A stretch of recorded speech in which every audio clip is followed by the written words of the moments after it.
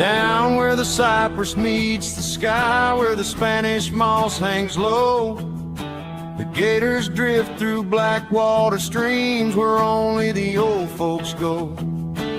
Every trail tells a whispered tale, every breeze carries a name of a giant shape in the palm meadows that vanishes just the same.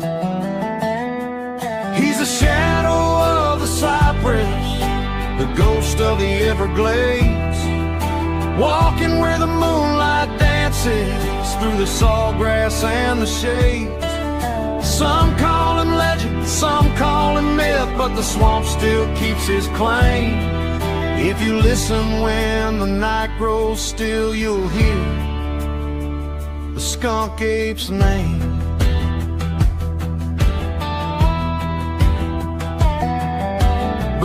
Prints deep in the muddy ground, too big for any man.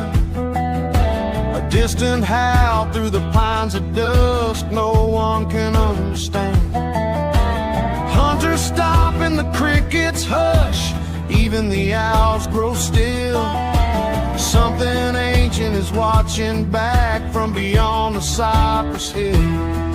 He's the shadow of the cypress, the ghost of the Everglades, walking where the moonlight dances through the sawgrass and the shades.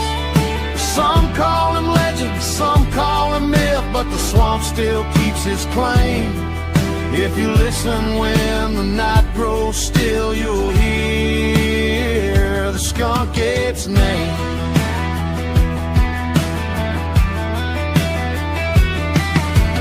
Maybe he's the last of a forgotten time, maybe he's just passing through.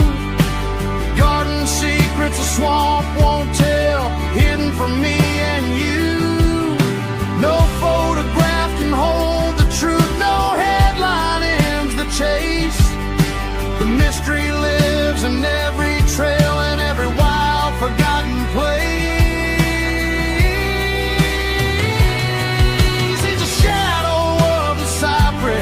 The spirit of the southern wild, older than the roads we travel, untamed since nature's smile.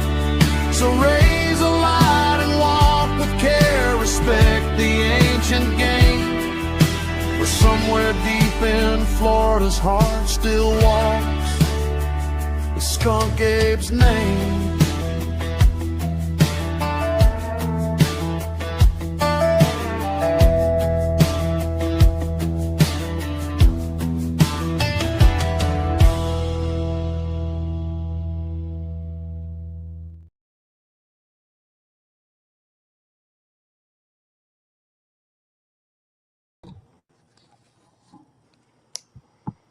What's happening? Trying to get Frank on here. Hey, what's going on, buddy? Hey, what's up, Frank? How you doing, buddy? How was your week? I was hunting there for a few days. Been down in my back the last couple of days. So I've been laying on a big pallet of ice and them little electric shock things. But other than that, it's been good. What about you? Oh yeah, the TENS device. Yeah, that. I got about 4 of them on me right now. A lot of lag. Oh, yeah? Yeah, we're getting a lot of lag. And just so everybody knows who's watching the show, we are having some technical difficulties, but it either StreamYard or it's weather related. So, but the show must go on because I've been wanting our guest to be on for a while now, so I'm looking forward to having him on. My week's been great, very busy. Doing a lot of things and stuff like that, So if anybody saw the intro at the beginning, kind of playing with that, new intro, stuff like that, I do own the right to that song. It's my song. So I don't want anybody, don't on that. That's mine. But other than that, work's busy and doing my thing, and my dog is doing 100%, 1,000% better. We went like on a friggin' 2-mile today, and he enjoyed himself. Yeah, he's doing real good. I think I wore him out, and that's what I really wanted to do.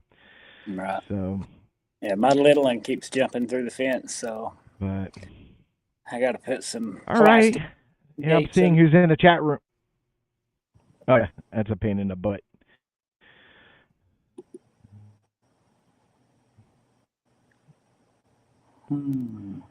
Yeah, we definitely got some lag on your end. I think it's StreamYard because the signal's really, really good. So, but Yeah, I mean, I unplugged everything. entering the unknown is, and that's Adam Pierce. He's in the chat room.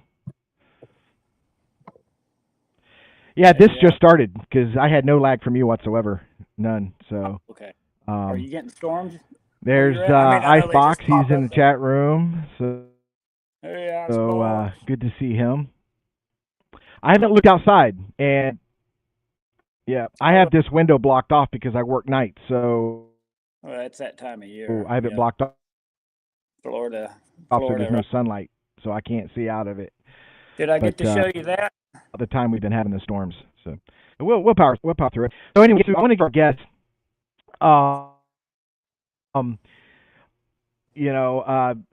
Todd is. I mean, he was on the show. He was episode 2.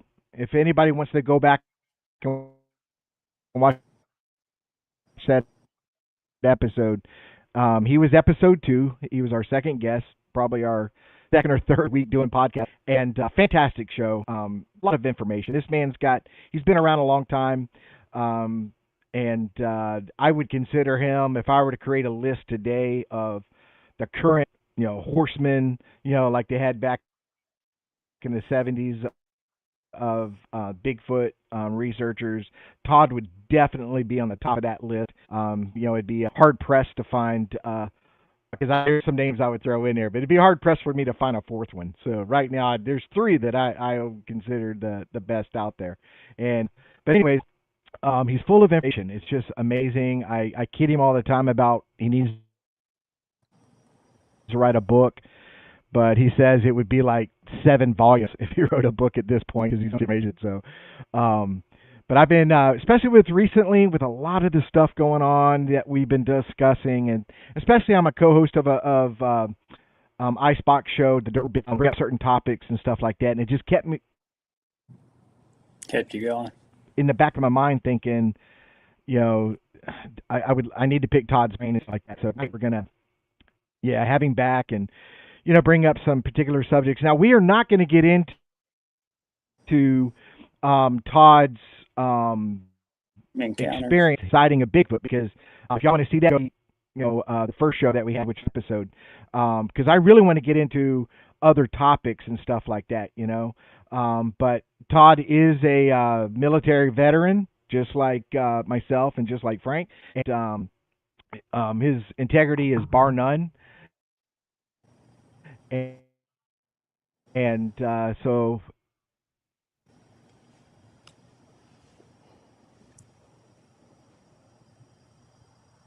Hey, Todd, how you doing, buddy? I'm doing well. Thank you for having me back. It's an honor. Can you hear us? I can. Yeah, he sounds good. No, I appreciate you. I'm so glad you. Yeah, we just got a lag. There's a little bit of a lag between me and you talking, so I don't know. I get that. We'll work through it. We'll power through it. So the one of the first questions I want to ask you, Todd, is you used to do your own invitation only conference, and but I'm under the understanding that you've finalized that. You're not gonna after like 18 years, you're not gonna do that anymore. Yeah, that's correct. I had this kind of brainchild vision back in 2008, back when I was living in Oregon, and I was thinking to myself, what would it be like to get all the people that I've met, many very, famous people that have been pioneers in research, and experience well beyond my own, to get them all in the same room at the same time. Just how amazing that would be. What a a brain trust of information. Literally, if you put them together, would be hundreds of years of data. And then where I was at and looking around, which was at a friend's house who had some acreage, I just took it up a notch and said, I know it would be better than that. What if I can get all these people, who I considered friends, and they me, together around a campfire in a real rural setting, camping, and with a adult beverage in their hands, and really get to know each other. And that was really the genesis of what became Beachfoot. It was obviously a play on words, because obviously Bigfoot, and the fact that we held this event along the Oregon coast, hence Beachfoot. But what was supposed to be a one and done really turned into it took on a life of its own, and people insisted that we do it again and again and again. And dear Lord, here we are 18 years later. It was about a year ago that we had the 18th grand finale, if you will. And unlike, just so your listeners understand this was not a conference in the sense of what most Bigfoot Sasquatch conferences are. This was more of a private retreat for Bigfoot researchers. In other words, it was invitation only. I capped it at 100 people, and there was no media, there were no vendors, there was no paid admission, and frankly, I lost my ass. But that wasn't what it was about. It was just about getting together researchers who, in many cases, didn't have the opportunity to really get to know each other. They only knew each other through the media, or social media mainly, and so it really evolved into something that I really had hoped it would be. And be that as it may, like I say, it took on a life of its own. But now I have relocated to the Ozark Mountains in Arkansas. And for the last 2 years, I've been flying back to Oregon to put together what was a nonprofit. So now we had a nonprofit plus airfare and travel and rental cars and all. It just became kind of a logistical nightmare for me. So I decided, you know what? I gave birth to this event in 2008. Now they've turned 18. It's like kind of having a kid, it's like time to, the empty nester syndrome. Just, you got to go and do your own thing. And actually, I'm actually been very humbled by the fact that people have been carrying it on in my absence. So, but yeah, it was we had people come, really everybody who's anybody in the Bigfoot world had been there at any given time, many of them being repeat guests, Peter Byrne, Ron Moorhead, Bob Gimlin, Dr. John Bindernagel. I could go on and on, Cliff, Bobo, you name it. And but we had people come from not just around the United States and Canada, but also England several times, Moscow, Russia, Australia, New Zealand, and all at their own expense. This is what really kind of set this apart. I had the only conference, if you want to call it that, where all these headliners all these people who got paid to speak, actually paid to be there because they knew what it was about. It wasn't about making money. It was about getting to know one another and sharing and networking and everything runs its course. And it was a great event. And like I said, I've heard through the grapevine that it's kind of going on in my absence, but I'm trying to reestablish myself over here in Arkansas, up here in the Ozarks, and I actually put on a little conference here May 1st and 2nd in nearby Jasper, which brought about a couple hundred people. But there'll never be another Beachfoot. Yeah. Well, how do you like it there where you're at now? Right. It was culture shock. Trust me. Right.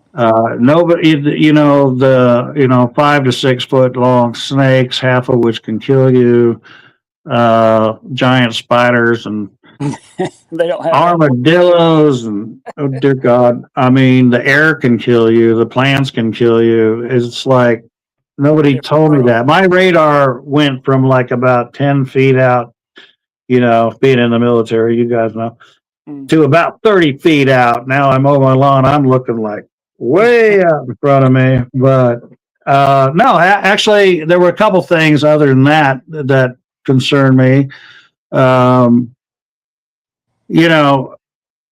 Living in the Pacific Northwest, you're kind of in the mecca there. Prime ground, ground zero for Bigfoot. And I had research everywhere from Northern California to Alaska, and several interior states, all the way out to Florida, for that matter. Never in Arkansas though. And I thought, if you put a couple states on the map, if you ask me, name a couple states where you don't think Bigfoot exists, I'm thinking Nebraska, Oklahoma, Arkansas. So I actually got my butt handed to me, because when I got here, that was one of the first things I looked into. And just going through one database, I found 19 sightings within 40 miles, and not just sightings. Okay, we're not just talking pins in a map, but I'm talking officially reported sightings that were officially investigated sightings, which that's about 1 in 10. And but 19 within 40 miles of my ranch here up near Jasper, Arkansas. Yeah. So that got me kind of excited, and of course I've got these magnetic signs on the side of my truck that the logo for my the American Primate Conservancy, and it's got a picture of a Bigfoot standing behind the human and with its hand on the human's shoulder, and that in and of itself has brought me probably 30 plus people just coming up to me going, hey, those things are real. But really, what really got me was that the names they have for them around here. Now, I've got books. I could show you my bookshelf. I'm looking at over here. I've got hundreds and hundreds of books on, not just Bigfoot. I get into animal behavior, archaeology, gorillas, primates in general, all kinds of different stuff. But I've got, books on Native American history, where I'd say between Henry Franzoni and the work he did, and trying to think of the other fellow's name. It'll come to me. But anyway, between these two books, there's like over 100 different names, most of them, Native American in origin. And then, of course, a lot of, local names. But I was really surprised at some of the names I found here. To the west of me is a little town of Ponca, and it's got its own little national forest. They've got their own that they call Ponca Peak. And just between me and Ponca, there's another place called Kyle's Landing, and it takes you down. And if you're heading down to Kyle's Landing, I live just above, about 1,500 feet above the Buffalo National River. But down on the river, there's a Boy Scout camp, and they've got one down there they call Smoky Joe. And not far from there, there's a very short hike into what's called Twin Falls. And in the late 70s and mid 80s, there were reports of Bigfoot actually, almost bathing or showering under those falls. when people went out to look at them. But the one that really got me, honestly, was as I, met people and kind of got established around here, was a term that I just didn't expect it because it was so nonchalant. It's the wild folks. Yeah. And I'm like, the wild folks? They go, yeah, there's there's a lot of little hamlets around here. They're like less than 200 people up here in the mountains.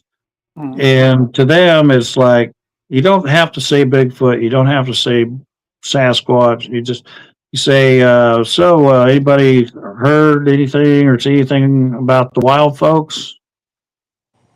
And they know exactly what you're talking about. And it's like, oh, yeah, well, old Floyd seen one up there in such and such hollow about 3 weeks or so back. And, you got us normal folks, and then you got them wild folks. It's like you're talking about a cow or a dog. I mean, it's no big deal. So to answer your question, I'm fitting right in here, and I'm really enjoying it. Well, the reason I just got done reading a book about Arkansas encounters, and it was dating back. I guess it goes back to some of them early 1900s. Like just going through, and I don't know how true it is, but it's been there for a while, and but it's a lot. I think it was like Route 70. There's so many reportings on that. They call them so many different things. But when I was looking at a lot of places that you researched, like I was shocked about Oklahoma. I didn't realize Oklahoma had, I guess it's southeast Oklahoma. Like when I think of Oklahoma, I think of like cattle farms and cowboys, or you know what I mean? Like, but when I learned about Oklahoma, the southeast side of it, apparently it's a really big hot spot. And, so a lot of the places that you've been there kind of in the Midwest is, some of the places that I thought about trying to go and just camp out and stuff. And, well, yeah, I mean, south, well, let's just say the east side of Oklahoma and Texas, especially northeast Texas and southeast Oklahoma along the Red River. Specifically, there seems to be a whole lot of. In fact, I went on an outing, if you want, an expedition, whatever. I spent 4 days along the Red River, just across from Texas on the north side of the Red River in Oklahoma, in an area called Brown Springs, with a fellow that went by the name of Tex, and we had some other guys there. And but yeah, there seems to be some down there, and then you get into the Ouachitas in eastern Oklahoma, or excuse me, eastern Arkansas on that border there with Texas and Oklahoma. Of course, there's Fouke, which is quite a way south of here, where the Boggy Creek monster. Well, you mentioned the one calling Smoking Joe. That I guess he was like a big. I think they called him Smoking Joe Crabtree or something like that. Or I knew him. Yeah, and he was a big time researcher in that sort of. Sure. He was actually in the movie, I believe, when it came out, that documentary. Yeah, I remember reading about him and stuff, and then I learned about him being in the movie. I never watched it until probably a couple of years ago. But. Yeah, I knew Smokey, and I've met his son as well, and they're very genuine folks. And that area down there is going on, but where I'm at, for instance, I was pulling into a grocery store, and I had my signs on my truck, and as I'm pulling into a slot, a guy's backing out of his slot. He got his groceries, was heading home. And all of a sudden, he threw it back into drive and came screeching back into the slot next to me. And I'm like, I thought he was leaving. So I get out and I walk around, and he's obviously looking at the signs on my truck, and he's pointing. He goes, "Those things are real." like I needed him to tell me that, but I go, yeah, I said, I know. Yeah, I know. And he goes, I've seen him twice. I said, well, you mind telling me about it? So he shut off his engine and we sat there and talked. He's seen him twice. He said, now he lives in a place probably as a crow flies about 15 miles from my place, just east of here, called Vendor. He said, I live out by Vendor and I've seen him twice. He said the first time was pretty cool. The second one time scared the hell out of me. And I go, well, God, well stop. So he says, that first time, he said, I got a couple acres back there in Vendor, and he said, it was like 1:32 a.m. My security light came on just outside my bedroom where I've got a deck. And he says, it woke me up. And so I went out there with a flashlight. And anybody's making stuff up, trying to punk you or whatever, they're not going to say 1:32. They're going to say one. They're going to say 1:30. Not 1:32, but that, it was that, that detailed. And he said, I got out there and I started shining my flashlight around, see what set off my security light. And he says, I focused it down on these blackberry brambles just down the hill. And he said, there was one down there eating blackberries. And he said, it turned and looked at me and looked kind of annoyed and then turned around and just walked off back into the woods, which is pretty atypical of their behavior. Yeah. He said, but the second one, he said, that one scared me. I said, well, what happened there? And he said, well, I went on a hike up so there's an area not far from where I'm at called the Grand Canyon of the Arkansas. It's the largest altitude difference from one point to the other in a short area. They call it the Arkansas Grand Canyon anyway.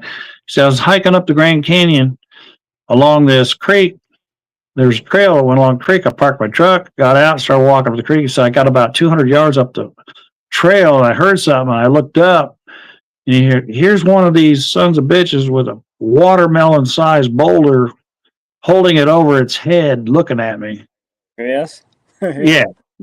And he said,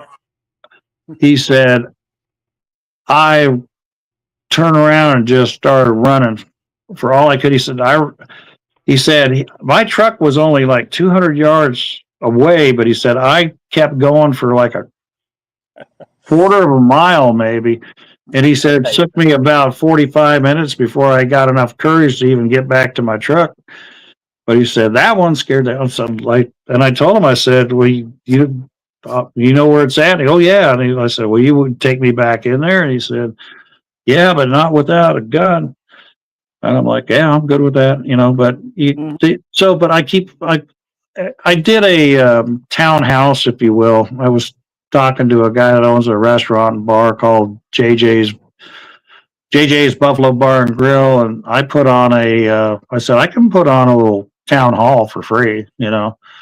I get paid to talk around the country and been doing it for a long time, but I put on a thing here. And he's like, well, how many people are you thinking I'm bringing? I said, I looked around. I go, more than what you can handle. He goes, well, we got that outdoor area.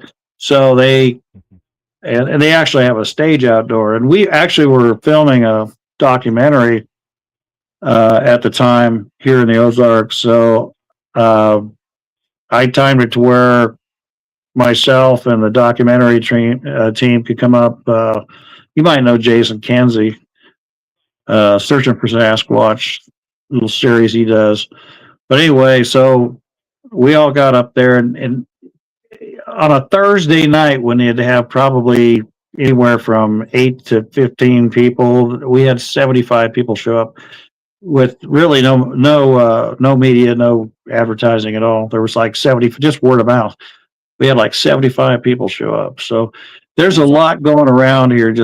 I'm just letting you know. And I have no regrets coming up here. There's so many caves I can't believe how many caves there are around here, and they probably only found half of them. Yeah, I've read a And the lot native, in your area, like just in that. well, the Native Americans, they got what they call bluff dwellings around here, where the Osage and Cherokee and other tribes, there were 5 tribes that came through here. There's these overhangs they call bluff dwellings, which may or may not have a cave behind it, but everything around here is sandstone, and so it's very But a lot of camp under that stuff, you know. a lot of what? They do a lot of like where the rocks hang out, you know, and it looks like there's going to be a cave. Is that what you're talking about? Yeah. But there, Yeah, you know, it's like, well, a lot of people used to, you know, we used to use it's a shelter. Yeah, for sure. And so, I mean,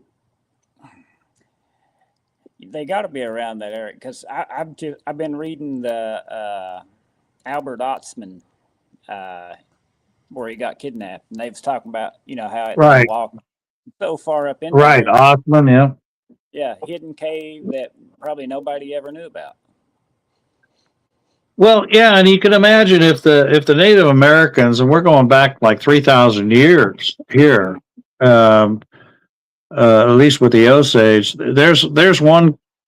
There were several benefits other than just shelter. It just as a protective measure. It was very defensible, right? Because you've got the high ground and you can see anything coming your way. There's usually a water source right there, Exactly. and if there is a cave, they can store food in them, because you get back in a cave, it might be, you know, 5 below zero outside, but in that cave it's going to be 55 degrees. It may be 110 degrees outside. In that cave, it's 55 degrees, and it was not only just for comfort for the tribes, but it also helped out in food storage, because food would be preserved, kind of semi-refrigerated, if you will.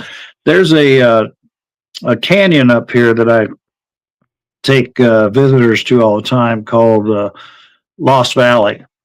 And you go back up in there, and there's one of these. Well, there's several caves and some amazing waterfalls, but there is a cliff dwelling there they call Cobb Cave.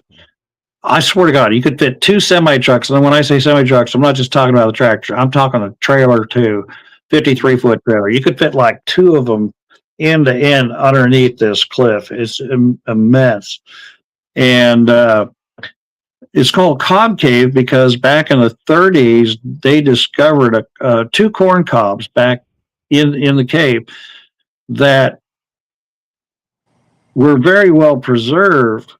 The kernels were off of them, but they're going like, let's get these things, because they found other artifacts, you know. But they said let's do some carbon dating on these corn cobs, and they found that these corn cobs were they carbon dated to like 3,000 years. They said, you know, if that corn cob was sitting out in the sun, out in the open, Right. it would have turned to dust within 2 years. Yeah. And because it was back in this cave behind the bluff shelter, so it just, my point is, it makes sense that any primitive human, and I do believe Bigfoot is the species are of the Homo genus, that they would utilize the same sort of. It just makes sense, right? You'd use caves for shelter, protection, all that. Yeah, I think they're. Yeah, that brings up a good point. Because that's one of the biggest questions we all run into is, how come we don't find a body, or how come we didn't find that? Especially here in Florida, we don't have caves like that. You know, maybe up in the Panhandle, but not South Florida or Central Florida. It's too sandy. We don't even have basements, because if you dig, it just collapses. But areas like that, I think, is the highest likelihood of finding something. As far as if you were looking for bones, you got to find that cave that hasn't been found yet, probably. But that's how they found Gigantopithecus, which I'm not saying Bigfoot's that at all, but that's how they found certain bones and stuff, was in caves and stuff that, like you said, preserves them for a lot longer period of time. So, yeah, well, that's the direction to go if you're looking for that. there's really a couple different ways that bones can be preserved. One could be, if there are bones, these caves could quite be the key. But out in the open, you forget about it. The other is fossilization, and the elements, the environment, the conditions required to fossilize anything. North America doesn't have a whole lot of fossils unless you go way back to like Jurassic periods. But not as a cop out, but I would say this, you know, as it comes to, let's say you or I, if just to make it, real, if I were to go out here and have a heart attack in the woods and fall down and die, whatever, okay, it would take less than probably 2 to 3 weeks for me to completely disappear. And I say that because back in about 1990, I was hunting in the same area that I had my sighting 3 years later. I was hunting elk, Roosevelt elk in the Oregon Coast Range, and I shot a very large cow elk, easily 600 pounds, and it was snowing at the time, which is how I tracked it. And I had come down there by myself. I know, don't hunt alone, but I did because it was the last week of the season. And I just got out and went in there. I didn't live too far away, but I had come downhill into this valley and found this elk and shot it. And then I was in a 2-wheel drive pickup, and it started snowing really, really hard. I mean, almost whiteout conditions as I'm trying to do a traditional, field dressing on this elk. And I got a little concerned about whether or not I was going to be able to get out of there, because it's now went from like 1 inch to 4 inches, and I knew I was just going to get deeper. And I also knew I had to go up in elevation, so it could be easily over a foot before I got out of there back home. So instead of a traditional field dressing, I kind of did a non-traditional field expedient butchering. I took the hindquarters and the shoulders and the backstrap, and I left literally more than 60% of that animal there. So I left almost an entire carcass, pretty much all the hide, the head, everything. I probably left behind a good 500. I maybe pulled out 100 pounds of food off of a 600-pound animal. So there's still 500 pounds of animal I left behind because, again, I was concerned about getting out of there. I went back there, and literally 3 weeks from that time, I went back to the exact spot. And I knew it was that spot because I'd marked it with some flagging tape.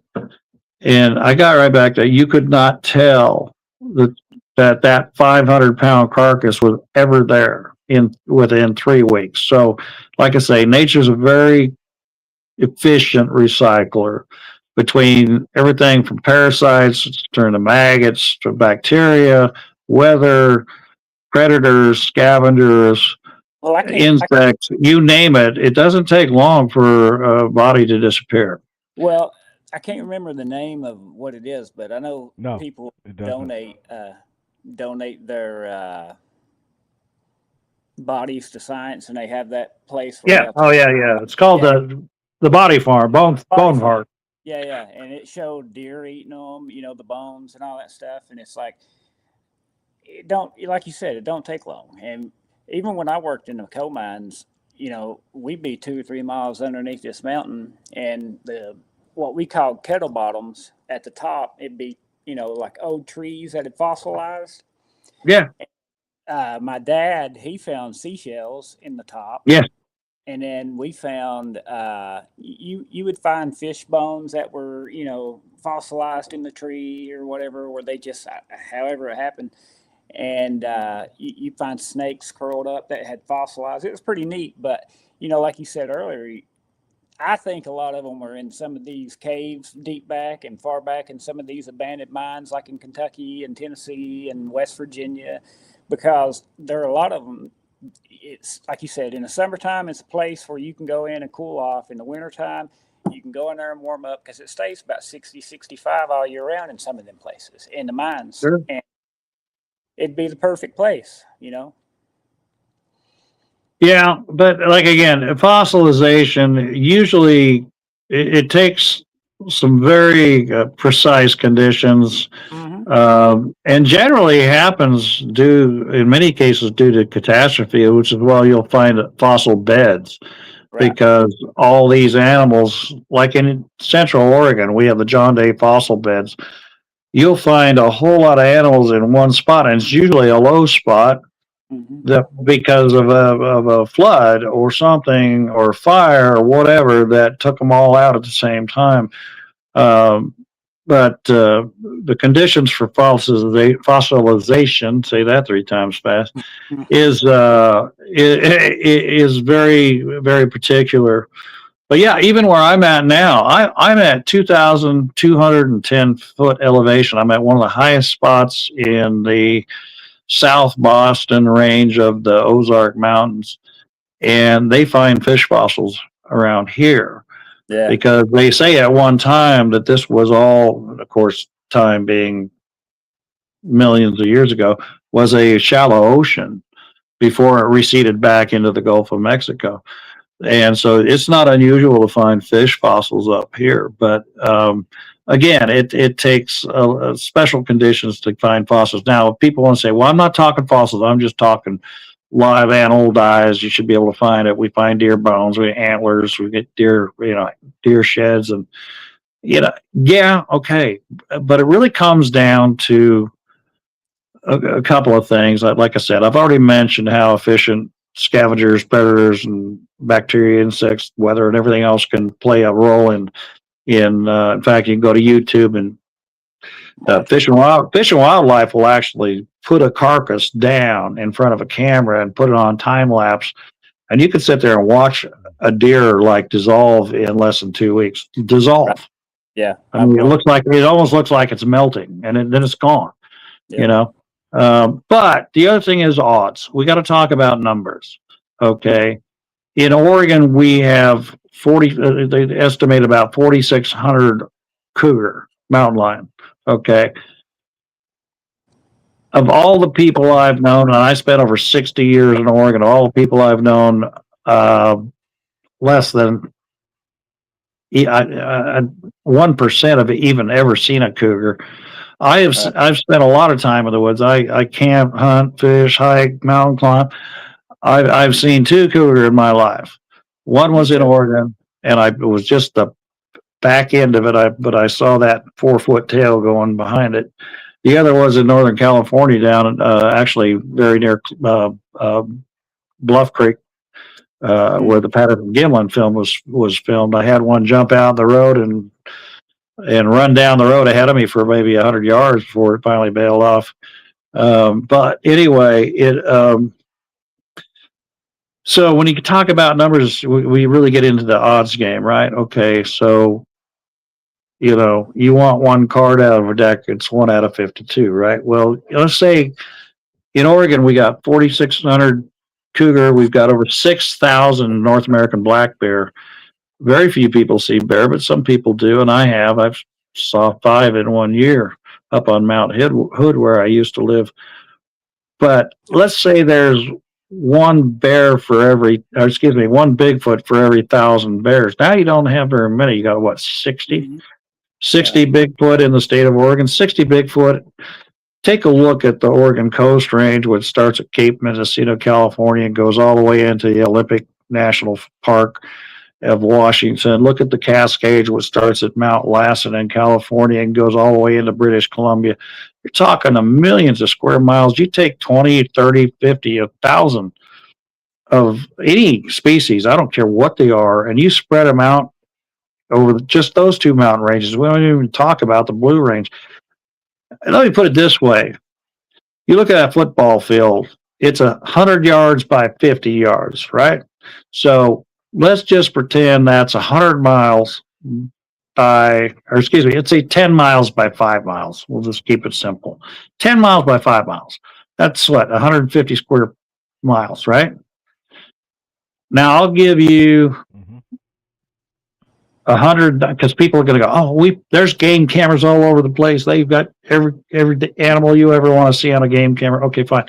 I'll give you 100 dimes. Okay, I'll give you 100 dimes. Now just to keep it in perspective, that football field is no longer 50 by 100 yards. It's 5 miles by 10 miles. It's 150 square mile. Each dime you put out there in that football field represents about we'll say, since most motion cameras will pick up out to 50 to 70 feet from the detection zone, we'll say 100 feet. So that gives you about a 200 foot.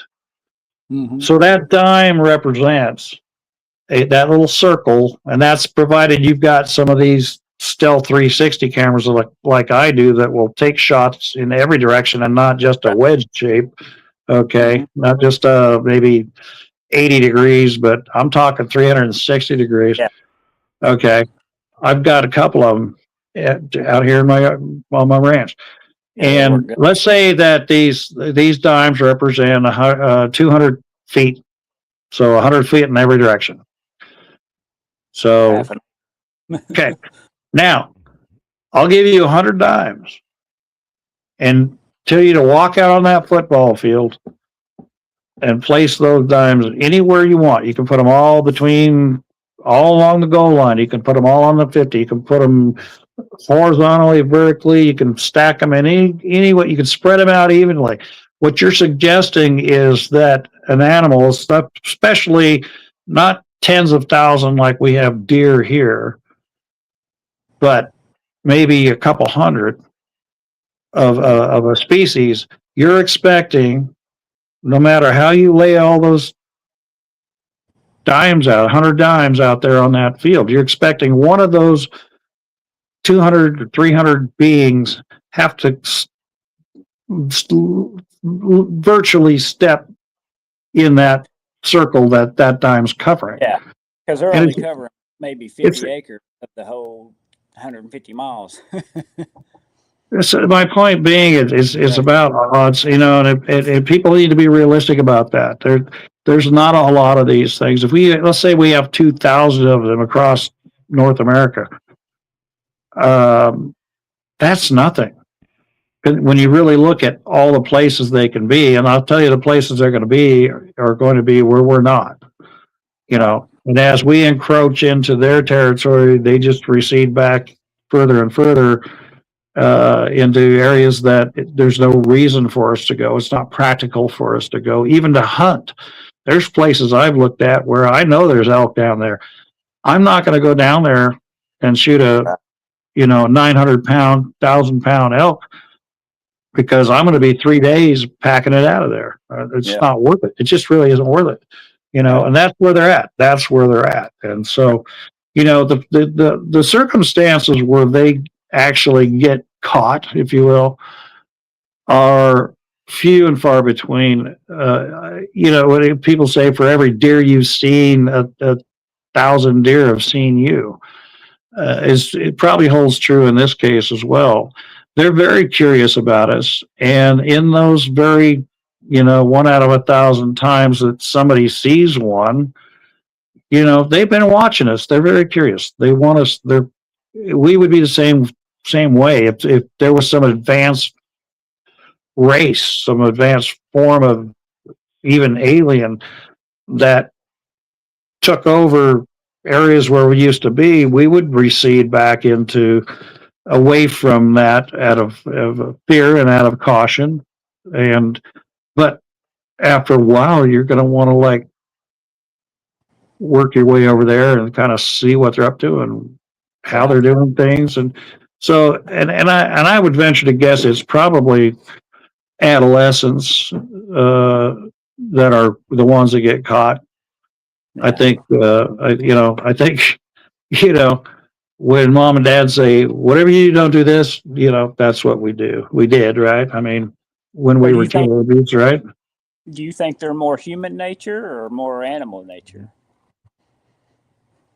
Well, that's a Well, that's loaded what I wanted to question get into because was because you kind of touched on it earlier. And the reason I About ask, you were starting to say hominid and stuff. Let's get into that. What you think it is, well, and because stuff like that. okay, well, for starters, humans are animals, Mhm. and we are also primates. A lot of people don't know that. There is a hierarchy when you go through, biology 101, whether it's plants, microorganisms, or animals. If you go just along that animal branch, there are 9 or more different steps you have to get to be human. And part of that is, well, right off the bat, when you get to what they call kingdom, we are in the animal kingdom. So are they more animal or human? Well, we're animals. So that kind of, are they more primate or human? Well, that's not fair because to become human, you have to have passed through that primate, check. Hominid versus hominin is where it gets a little sticky. So Mhm. hominids, when we look at hominids, which hominids and hominins all fall within a category of hominidae. So hominids are going to be your great apes, your orangutans, your chimpanzees, old world monkeys, new world monkeys, going back to even like tacers and whatnot. And then hominin, there had to be a distinction between hominid and hominin. Hominin brings you into a whole new class of human, and human, or being in the Homo genus. I don't want to get too technical, but you have the genus and species. In other words, we are Homo sapien, which we consider Right. It's a modern different. human. Modern Right. human. Okay, Right. modern human. But there were 13 iterations of the Homo species, the Homo genus, Mhm. from Homo erectus, Homo habilis, Homo Neanderthal, Homo heidelbergensis, and right on up to, we are considered supposedly sapient or sapient, meaning having more knowledge than the other variations or iterations before us. So where do I think Bigfoot and Sasquatch fall into? Based just on physiology, and physiology really defines everything from, like, when you go back to things like phylum, which is above kingdom. You get to phylum and you get into chordata, which talks about an animal having a spinal cord, or a spine, or a spinal cord, and work your way back, on up to primate and whatnot. So just out of physiology, which is what really seems to define the progression of evolution. What's interesting to note is, out of 13, well, now 14, as of December 2024, we have found our 14th. They're still finding Right. new hominid. We're still finding new humans, if you will, of the Homo species. We can't just think of humans as modern humans, Homo sapien, because, like I say, there were a lot of iterations, but the first 6 iterations of the Homo species were quadrupedal. Right. In other words, they could not walk upright, Yeah. and Like, it's important. And that's not to say there weren't some hominids that didn't. Some of the Pithecines, we know, Australopithecines, did walk upright. But when you look at the percentage of hominids that walked upright, probably 5% versus hominids, which is about 75%.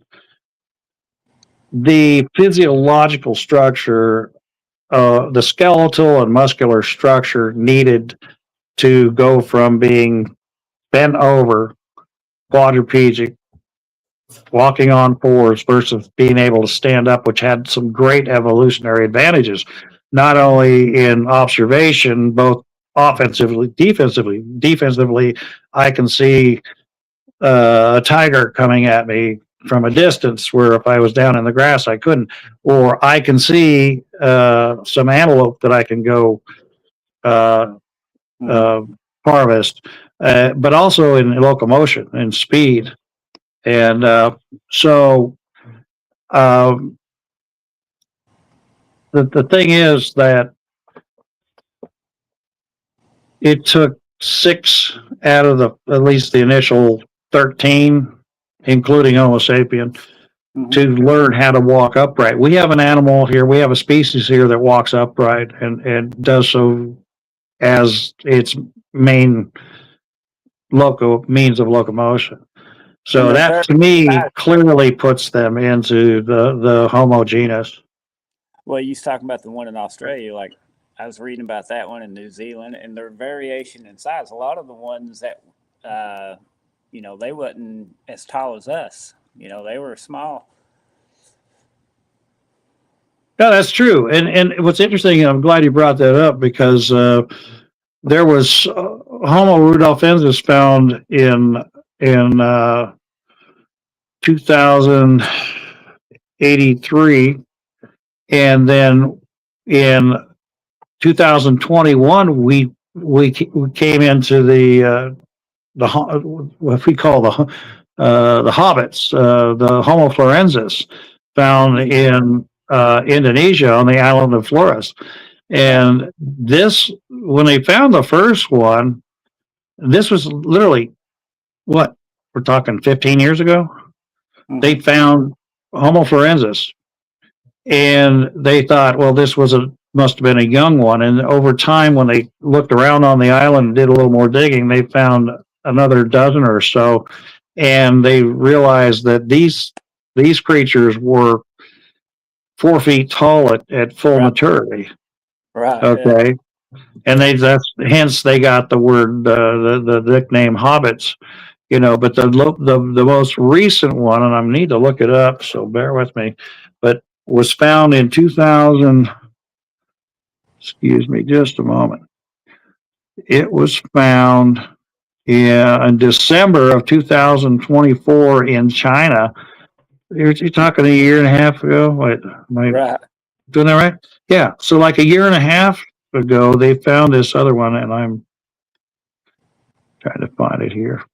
But they found a new species of gorilla too, didn't they? They found a species in China, and interestingly enough, and this is where size matters, if you will. Interestingly enough, they said the head, the cranium, the cc's, as they measure brains, they said that this one they found in China had a larger head than both Homo sapien as well as Neanderthal. And it was, I'm trying to look for it here. Bear with me. I didn't have my computer on when we started. But anyway, it had a larger brain capacity than even Neanderthal, which had a larger brain capacity than us. Which brings in the question of people want to talk about intelligence. Well, what makes intelligence, right? Right. So you would think bigger the brain, the smarter. Well, yes and no. Intelligence, by current definition, is measured in IQ, the IQ test, the intelligent quotient test.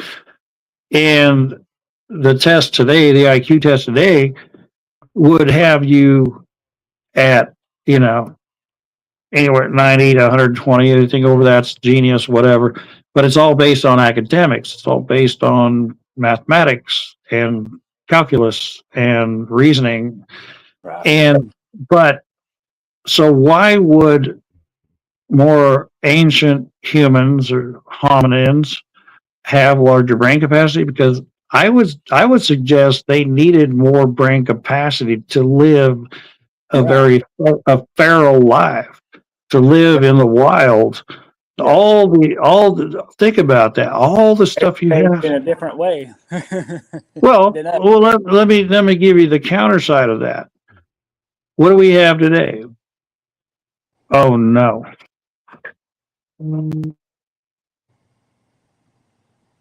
Politicians.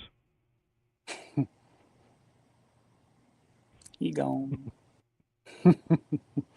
No, it's crazy because Hey, if you can hear us, Todd, you froze up. If you can hear us, Todd, you froze up. Go out and come back in. Just go ahead and leave completely and then come back in and see if that fixes it, because you are completely froze up. You look good, Frank. You're coming in real clear. How am I coming in? you're coming in clear.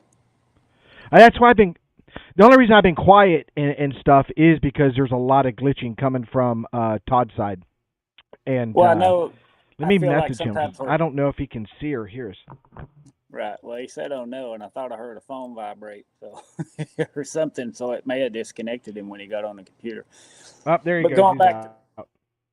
but going back to what he was saying, like think about the knowledge that they have to have that only few of us really try to entertain with knowing all the plants and animals and cycles and stuff it takes to live in the wild that humans don't normally do. Like Oh, yeah. I get that we're smart and we build houses and we could do it if we needed to, but like their knowledge, that's like I said, that's the whole reason I got into tracking and trying to learn plants and animals, because their mind and their smarts is so much beyond ours in that field, because we went a different direction. We went more technology, we went more, I think. Excuse me. Like I said, I tell everybody when you first go in the woods, and you're a hunter, you know this. mm-hmm. Really, it takes about an hour to Yeah. acculate, to the area, sight and sound, smell, everything. It takes about an hour, Yep. and then once you're kind of in tune with what's going on, things get better. I would like that, if it was me, to happen quicker, but I want to Right. be able to move faster and be Well, see, quiet. when That would we be a key thing for me, because the animals are right, able to do that. right. Well, see, I watched a deer on a drone the other day, and I couldn't. I mean, I walked from Friday morning to Tuesday. I walked 31 miles, and the I watched a deer on a drone. That's about We was 30 just more than me. but this thing, the amount of moving it was doing was crazy. And it reminded me, because I'm kind of like you. Like in the Army, we used to do a thing called SEALs, where when you're out walking through the woods, you walk about 15, anywhere between 100 meters, 150 meters, and then you stop and you squat down, you take your hat off, and you breathe. You get accumulated to the sounds. You take everything in. You take the whole area in, and then you'll move again and do the same, and you just get accustomed to it. So it's like, Yeah, when I was young, I was so much better in the woods because I spent so much time right. in the woods as a young kid and teenager and Mm-hmm. stuff, because we didn't have the things today, internet and all these games and stuff like Right. that. So you Right. spent time outdoors. And I remember one time crawling on my belly in the woods, Mm-hmm. in this really thick, kind of like what do you call it, scrub oak, Oh, and I literally got almost nose to nose to a rabbit. oh yeah. I was able to get that close to him. Like, I mean, literally, we were looking at each other. Right. Yeah. That's wild. You know what I mean? Yeah. And it's one of those things that I wish I had that skill again, because of course, you get older, you get into high school. Instead of chasing deer and rabbits, you're chasing skirts. And before you know it, I'm in the military and I'm traveling the world. And then I get out and I'm an adult and I'm doing this. So you kind of get away from all that. I stuck with hunting for a long time afterwards, but I never had that weird instinct that I had in the woods when I was a child. You know what I mean? where I grew up in Kentucky, it was nothing but mountains every direction for however far, hours. And that's what I mean. My generation was, the internet came in about the time I was in high school, but we didn't have cell phones. Nothing worked. You know what I mean? So that was never a thing.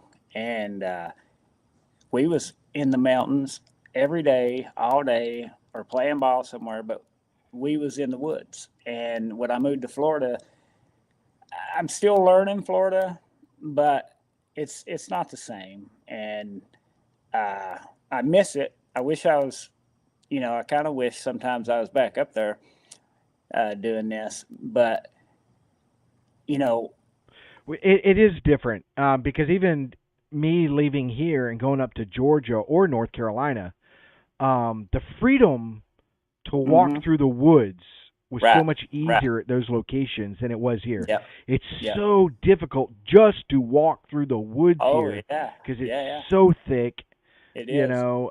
And again, Water it's so everywhere. saturated sometimes with water. But Yep. I went up to North Carolina, and dude, it was wonderful. I mean, it was beautiful. I mean, it was thick forest, Right. but I'm talking, I can walk Yeah. freely. You know what I Yeah. mean? Yeah. Same in Exactly. Georgia when I went there with Johnny and them. It was just, it was that time of year. It was amazing. And those Right. are things you cannot do here. You know what I But mean? Just think can't. about think about them. They'd have to go so far in that a lot of us just ain't gonna do. Just to be blunt, unless you got an airboat or something to that nature. I mean, I'm not walking so far out where, you know what I mean? It's hard. Like, I mean, you got to put waders on, and Right. you're like, and it's not only wet, but it's all like sawgrass and all that stuff, and it's all combined. So every time you take a step, you're fighting to get out. It's aggravating. But I got to get more into it in Florida because But I hope I'm just going to interrupt because I hope Todd's able to come back yeah, in. I've been messaging him. He's not even answering text. So I don't know if it's inclement weather or something like that, and he's lost power, lost internet, or whatever. well, he did But I'm say, just "Oh going to tell no." everybody, I will have him back. I will be, Yeah. yeah, I'm when interested in hearing what he says I about. will have him back, and it might be Yeah. a power thing because because there was the areas I wanted to get into, especially. I think one of the things that was great, and I still do it to this day, and I encourage everybody to go back and watch that episode 2. Our very second show on Sasquatch Unredacted, and Todd is able. This is what I like about Todd is one of the biggest debates in the Bigfoot world is paranormal versus normal. You know what I Right. mean? I'm Right. not saying paranormal is bad. I'm just saying, for lack of a better term, paranormal versus normal. Right. He's able to articulate and explain the normal, but why the paranormal Right. side sees it as paranormal, but it actually has a Yeah. normal thing to it. You know what I mean? Explanation. A Yeah. forensic, a scientific reason Right. that the metaphysical side doesn't see. See what I'm saying? Well, And I really wanted to get in that tonight because, especially when we talk about eye shine or not just eye shine, but projecting eye shine, not just illuminating. flashlight eye shine, but Yeah. projecting. Yeah. Illuminating. He has a great scientific explanation on how it's possible without it being paranormal, and I that's what want I to hear. really wanted to get into. I was just building up to it, but he's full of so much knowledge. He Right. gets onto something, and he's got like a book's worth of information just on that topic. Right. That's why Todd is amazing. Yeah. They. Adam, I don't know why he's messaging you. I don't think he knows how to message. His battery died. Yeah, he must have been on his phone. Tell him to plug it in.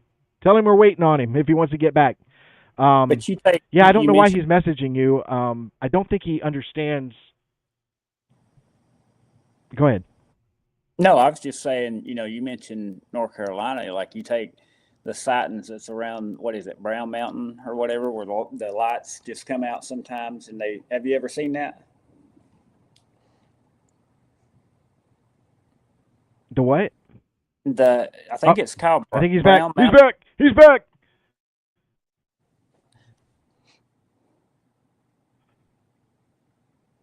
Give me a. Okay. There he is. I'm bringing him on. Hey, Welcome back. hey, I apologize. Todd. Yep. My battery went out. I told him I heard a oh no and a vibrating sounds. No, that's okay. No, it's actually a lot better now too. When you went out and came back in, anyways, that's why I was, I thought once you left, something happened. I had a feeling it would be better when you come back. The one thing I want to get into, so we can move You're forward, glad I left. because me and you've spoken. I respect. No, you know how much I respect you, and I could sit here all night and pick your mind. So I want to get into very specific areas. I'm also a co-host of another show, and our topic was eye shine and self-illuminating.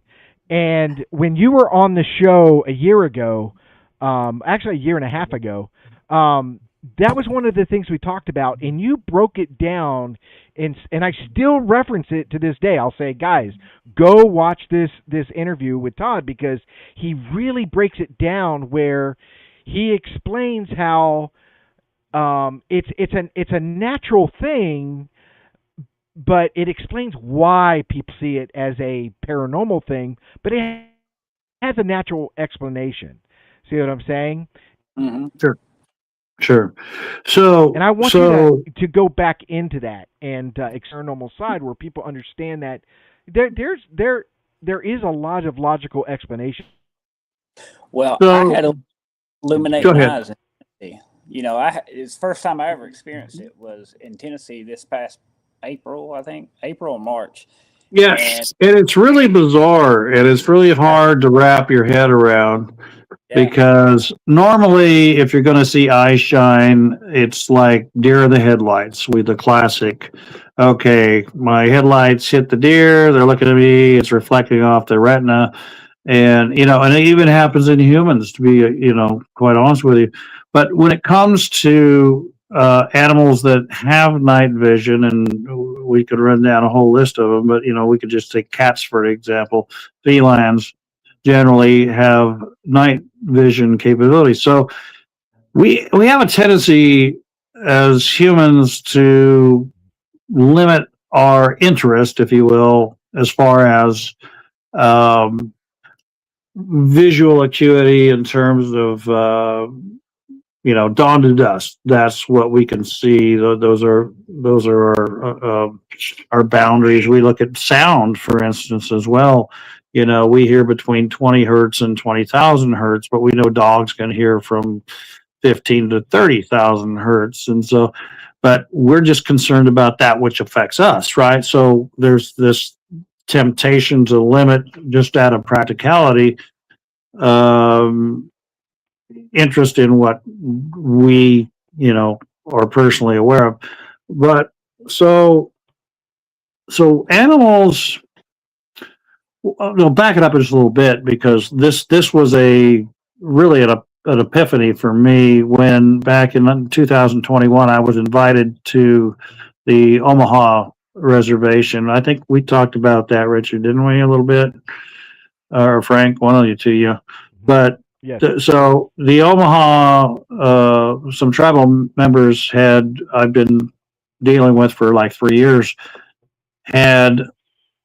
kept talking to me just online about, hey, we are having this continuous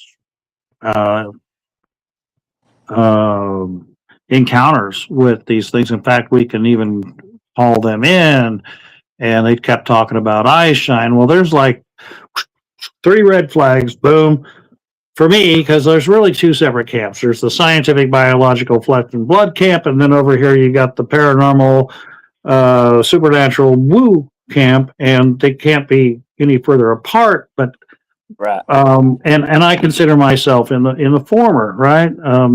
Show me the money, show me any claim that a Bigfoot can fly and shoot flames out its butt, then show me another animal that can fly and shoot flames out its butt, and then we got a starting point. But until you can do that, have a nice day, right? And so I had this file over here, which was my paranormal supernatural. Over here, I had the what I consider the common sense group, and so I looked into, when it comes to these anomalies that we keep hearing from the other side, we'll just call it. There was, it was anecdotal. One or two people, I would say, yeah, okay, have a nice day. But when I hear it from 100 people and maybe more, and a good number of them are friends of mine, I can't just simply dismiss it, and I don't want to just patronize them. And I always believe there's a little truth in every story, right? So you just got to kind of, my train of thought was, well, maybe they're experiencing something, but they're just misinterpreting it and then mislabeling it or whatever. And so, but to each his own. And it's one of those third rails of Bigfooting that you don't want to step on, because you're either in one camp or the other. And the second you stand on that third rail, they'll probably both just divorce your ass. So, but in this particular case, I was invited to come back to the Omaha reservation, again, one of those states that, if you ask me, where Bigfoot wouldn't exist, Nebraska. But I was about to have my ass handed to me, because I went there. I had seen some videos they had taken, and believe me, this eye shine phenomena, this anomaly, if you will, it is very real. I had done some research into it. I had not found, you look at things like bioluminescence,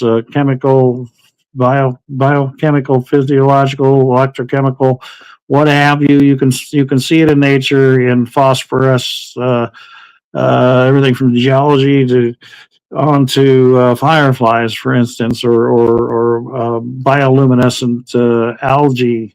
But when you got to raise the bar until you get to mammal, and if you can't find a mammal that can do that, whatever's below that level doesn't matter. Show me a mammal that can make its eyes generate light, or seem to generate light, and I was never able to make that connection. But be that as it may, I went out there and got to meet them, and we went out 5 nights in a row. I flew in on a Saturday, got to meet him on Sunday. We went out Monday, Tuesday, Wednesday, Thursday, Friday. I had to leave on Saturday. Monday, Tuesday, Wednesday, Thursday, Friday. These red flags started to go from red to yellow to green, because this was the eye shine thing. We went out. We wouldn't go out before midnight. This is during COVID, by the way. This is 2021.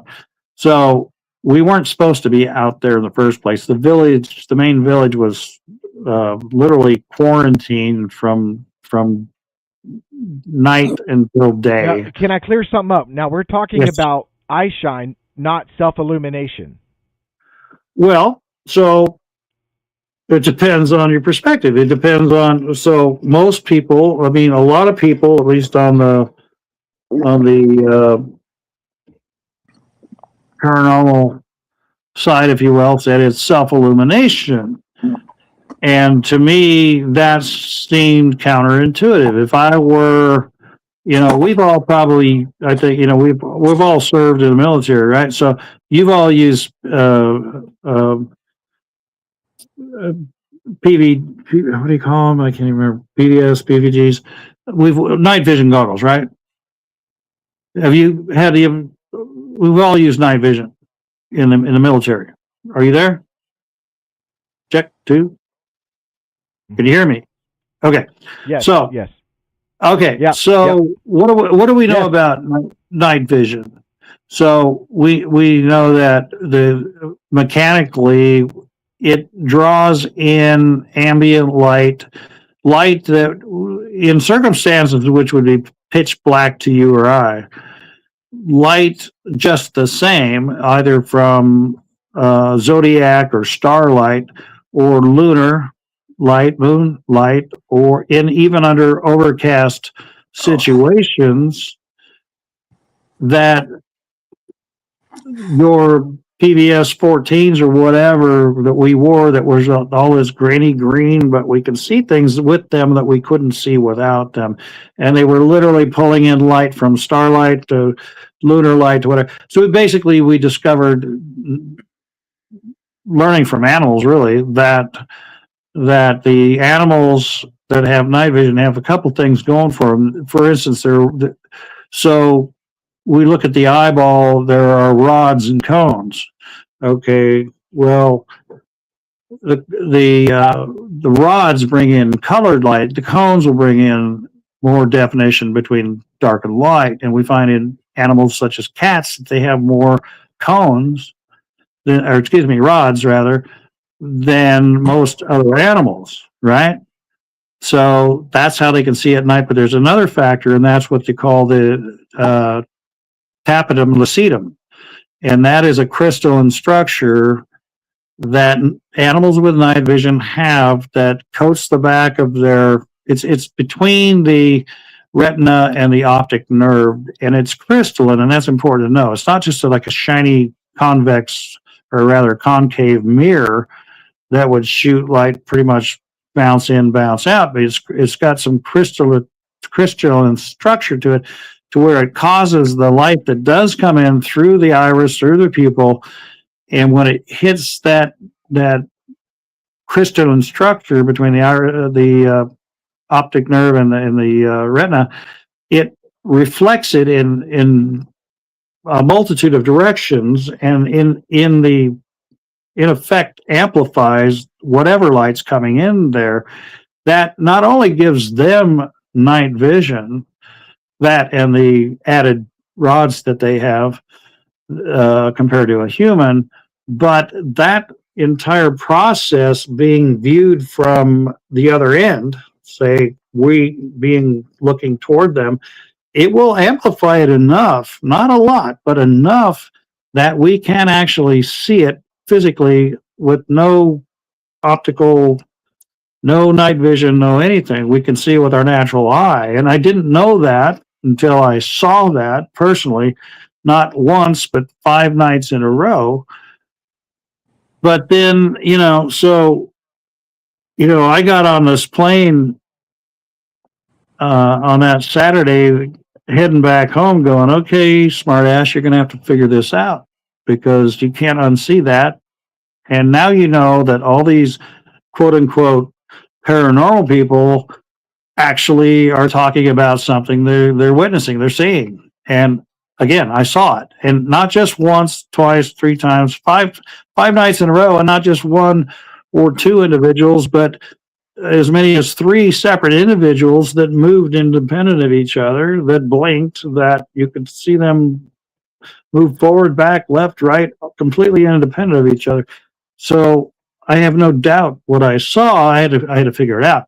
And what was interesting was that when I had gotten back home, it just is kind of ironic, but I was watching, I want to say Discovery Channel. I could be wrong. It could have been sci-fi. It could have been not sci-fi, but it could have been like a History Channel, whatever. But there was a show called Earth at Night. I would suggest, impress upon you or your listeners right now, just look it up. The name of the show, go to YouTube, whatever. The name of the show was called Earth at Night. It was a 3-part series where this camera crew went around the world, hit every continent but Antarctica, and had a lot of money, obviously, and access to camera gear that we'll never be able to afford. But they were filming nocturnal animals. It could be insects, reptiles, amphibians, right on up to mammals. But in the first episode, about halfway through, they were filming a puma, right?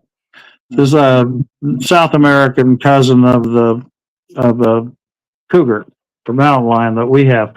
And they're filming this puma, and she's taking out an adult mother puma, taking out 4 kittens, which were bigger than most house cats, through the pampas grass and teaching them how to hunt at night. And they're filming them.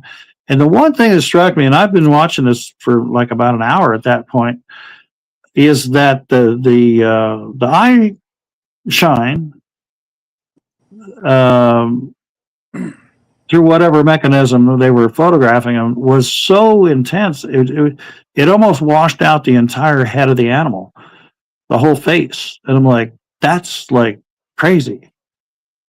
And I mean, as far as looking at eye shine at night, I don't know whether they were using infrared or night vision or what have you, but that reflection off that one big puma's eye was just intense.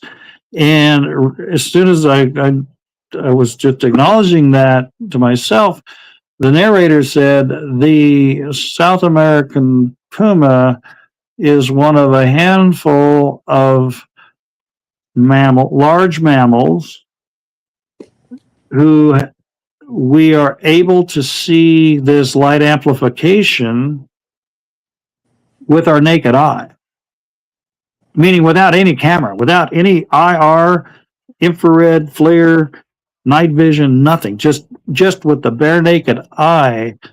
They said they're pulling that whole transaction, that process of pulling in starlight, moonlight, what have you, which would appear to be dark to us with our own natural vision, was amplified in this process of bouncing off and diffracting off the tapetum lucidum, that they could literally see it with no cameras at all. And at that point I went, bingo. Because if you take an animal the size of say a mountain lion, I would imagine their eyeball is pretty close to about what the size of a human eyeball would be, right? Our heads are pretty close. Now you extrapolate that to a Bigfoot, and you're probably talking about an animal that has an eyeball about the size of a small tangerine. Right. That means you have a bigger aperture, that being the iris, which means you have a broader, more open pupil, which means you can pull in more light, just like a camera, an aperture on a camera. You're pulling in more light, and bingo, you got a larger projection screen for that light to come in, reflect off of, bounce around, and cause that effect that in that process you can see it. And so once I saw that, I realized I just hadn't dug deep enough to be able to explain that in so much to myself. And then I saw that, I went, okay, thank you. I needed that. And it was really like a month after I got back from the Omaha reservation. But that in and of itself led me down a rabbit hole to look at other things, other paranormal anomalies that have always been put into that file, and to see if I couldn't find answers, scientific answers, to explain other anomalies that people are seeing. Again, not that they're not experiencing these things like orbs or disappearing and reappearing, or what they call being zapped or mind speak and all that stuff. I thought that maybe I can, open my mind a little bit more and see if I can't find some way to bridge the gap between the scientific camp and the paranormal camp. And that right there is exactly what I'm talking about when I say, and I'm not against the woo crowd. Matter of fact, I don't even like to use that word. I always use the word metaphysical because I do want to show that side a little bit of respect. You know what I mean? But Sure. to me, it's one of those things, and we're going to bring this person up later, but one of the greatest comments that was ever made was by Jeff Meldrum, where he said you can't prove an unknown with an unknown, and it made so much sense. And then what you just said, and I say this, I've said it numerous times on the show. I spent a lot of times in the woods, and I've seen strange things, but I can't. It's that, like you said, that bridge. What connects the two? Because Johnny Two Bears made a great comment one time, and he said two rights can exist at the same time, but have nothing to do with each other. So that's where I draw the line. Is if you bring something to me that's paranormal, or out of the ordinary, what is the connection? How did you come to that conclusion, Bigfoot related? See what I'm saying? That's what I'm looking for, is that connection that brings the two together. And really, I think the real answer lies somewhere in between, because, again, you're talking about individuals who have witnessed something that they can't explain. And so I see how it can be very tempting to just throw it into the paranormal or supernatural file and try to ascribe certain amazing powers to these creatures, which really may not be all that amazing. They may be new to us, but in the long run, you might find there are other examples in nature that would possibly explain what they've seen. We could talk about, we'll take, say, what I found out when I had, at least in my mind, had solved the eye shine thing. It still didn't account for a couple other things, which I still am working on, like this communication issue, because and this habituation situation that they seem to have basically built a relationship with these things. But again, I digress. Going back to things like orbs, the one I really found interesting was the visual issues. For instance, when people say that Bigfoot can randomly appear or disappear, and that all by itself is kind of wonky. But then others will say, well, they'll go another step further. Well, they step through a porthole, or they change their dimension they go into a different frequency and change dimension, or they get sucked up by UFOs. That's where I have an issue with that side of the house. But what if I can explain to you why Bigfoot seems to you, from your perspective, to appear and disappear? Right. Okay. And I've hit that topic, because that's one of my major topics right there, is the disappearing thing. Because here's the thing, when it comes to the paranormal side of it, what bothers me is I think a lot of times these independent researchers want to have an answer for everything. They don't want to openly say, I don't know. And I wish they would break that habit and say, look, I don't know. Your guess is as good as mine. But they don't. Right. They come up with an answer, and it's usually a paranormal answer. And I bring it up all the time, especially with deer. Frank's an avid deer hunter. I was an avid deer hunter. You've hunted, Todd, and we've been there. I was in a tree stand 20 feet up one day, and when you're hunting, you don't move. You don't move. The only thing that moves is your eyes back and forth. That's it. You kind of sit as still as possible, especially when you're 20 feet up in a tree stand. And I remember sitting there one time, and I'm staring forward forever. And then I slightly glanced to my right, and then when I came back to center, there's a deer 10 yards in front of me. And I never saw where it came from.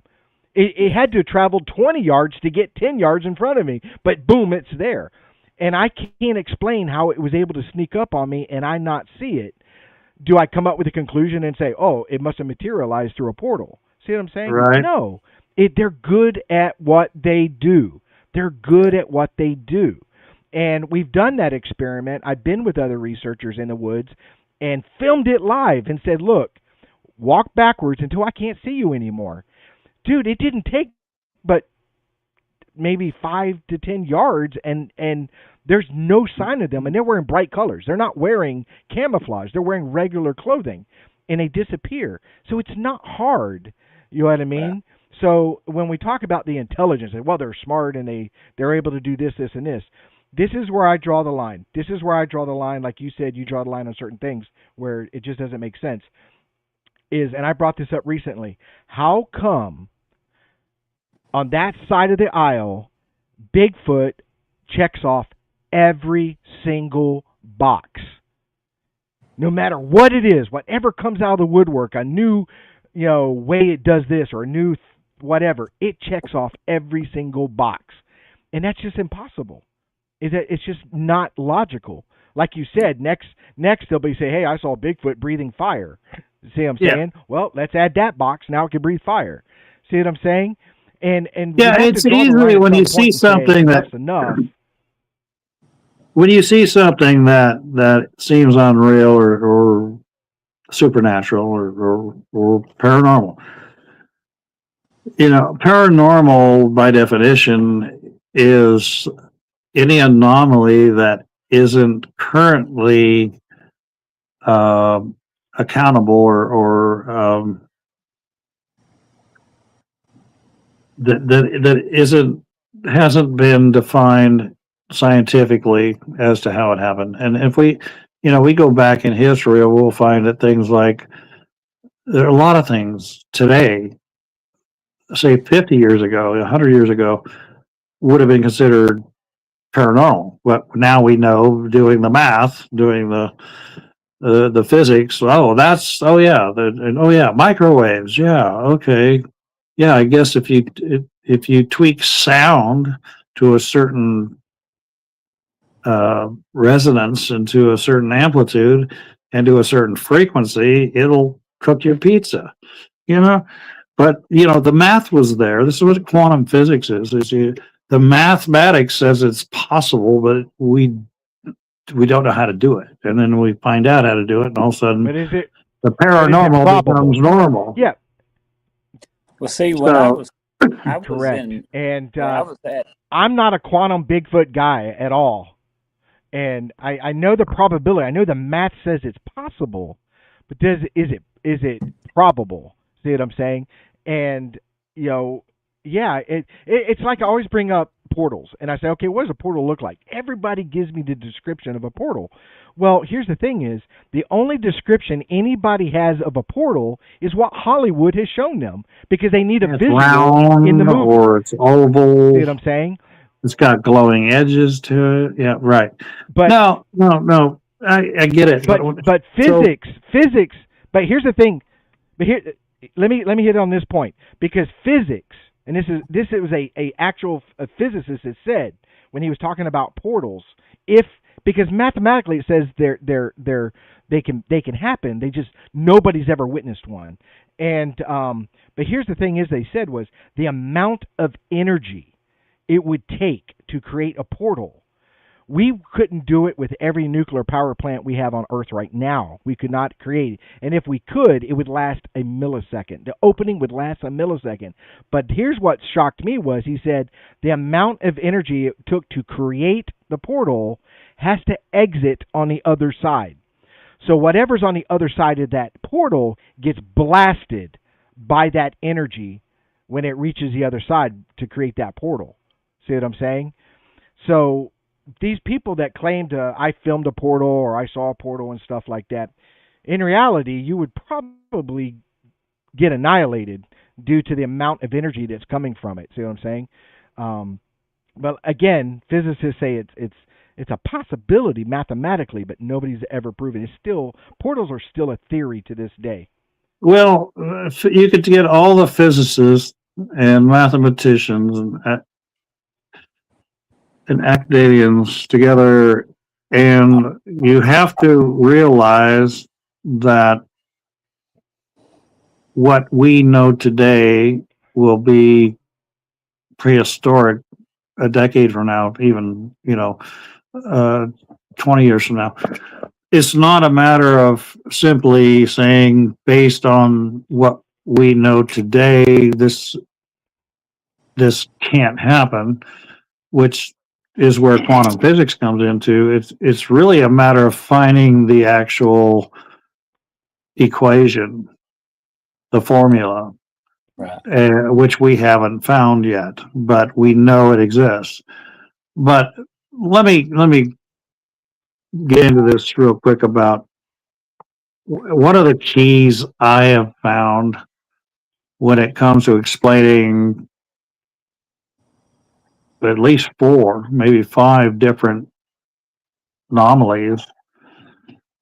And this goes beyond the eyeshine thing, but it's what led me to this, was trying to just figure out how people say these things came out of nowhere, they were, which really means they were surprised something was there that they weren't looking for, and then it was there, or that it disappeared. That I saw it and it's now, I don't know where it went. Well, grow up. That's how that's how camouflage works. That's how life is. That's how these creatures stay alive. But in reality, I mean, I've got several theories about how they do that. I mean, this right here on my chair is one of my. This is the North American black bear hide. Okay, and I plan to experiment on it because of what we now realize. Put me in your will. Put me in your will. I want that. Put me in your will. I want that. I love it. I don't want to chop it up or deface it or anything, but in looking at how polar bears are camouflaged and how they have translucent guard hairs that actually pull in the ambient light and color around them and make them look white when they're actually kind of off tannish color. But when they're in a snow or ice field, they blend in, like they just disappear. But that's one of my theories. But the other is this: when you talk about infrasound, and I really believe that is a key to a number of, at least some theories that will explain a number of these anomalies. Infrasound is sound we can't hear. It goes below 20 hertz. But the interesting thing about sonic waves, or sonic pressure, if you will, is that the lower the sound, the more physical it becomes. In other words, when you turn up the volume on your stereo and everything is in the middle on your equalizer, you hear music in one particular way, but then when you take that equalizer, you go down to the bass end of it and crank it up, all of a sudden you literally feel it, right? It's pulsing, right? It's you can feel the beat. It's almost palpable. Well, when you get into infrasound, it's even more so. And again, the lower the hertz, the more powerful that sonic shockwave becomes. And so again, my go-to is show me one animal, or any animal, or that can create infrasound, and I've got a starting point. Well, it turns out elephants, whales, crocodiles, alligators, tigers, hippopotamus, they all create infrasound. They make sounds that we can't hear, but that doesn't mean you can't feel it, or at least their intended target doesn't feel it. For instance, in the case of whales, well, let's back it up. In the case of elephants, it all goes to physics. When you look at how big the pads of their feet are, right? You got these big tree trunk limbs that come down, and those feet, the base of their feet, act almost like drums. They can send out infrasound through the ground, through their feet, that can be picked up nearly 4 miles away, as the herd will tend to wander through the daytime. And that what they always do is they come back together at night for protection and defense. But the bull elephant, the alpha male bull elephant of a herd will send out pulses through the ground that could be picked up almost 4 miles away. Wow. And it tells the herd we all need to come back together to where we're going to reside for the evening. In the case of, and which is communication. In the case of alligators use it for a mating call. So you could be somewhere in, I don't know, Louisiana, whatever, around a swampy area at a pond or what have you. And if it's mating season, the male alligators can create this infrasound. Again, you can't hear it, but the physical effects, again, the lower the frequency, the lower the hertz, if you will, the more palpable, the more you feel it. So you could be out, say, in Louisiana and look at a pond that for no reason at all just seems to be almost boiling. The surface of the pond is rippling. That's you can be sure there's alligators down there. That's a mating call. They're doing it in infrasound, and it's just like taking a plate of water, say a pie plate of water, and setting on top of a subwoofer on your stereo system and cranking up the bass. It'll look like it'll shake the bowl and make the water look like it's give it movement to it. Right, same thing. Now with tigers, what's interesting thing about tigers is that tigers use it for hunting, and this is critical. So tigers, it's like what some people call it the ultra purr, if you will. You ever listen to a kitten purr? You'll never hear it from 10 feet away, but if you're right up next to it, you'll hear it. If you put your ear to it, you'll really hear it.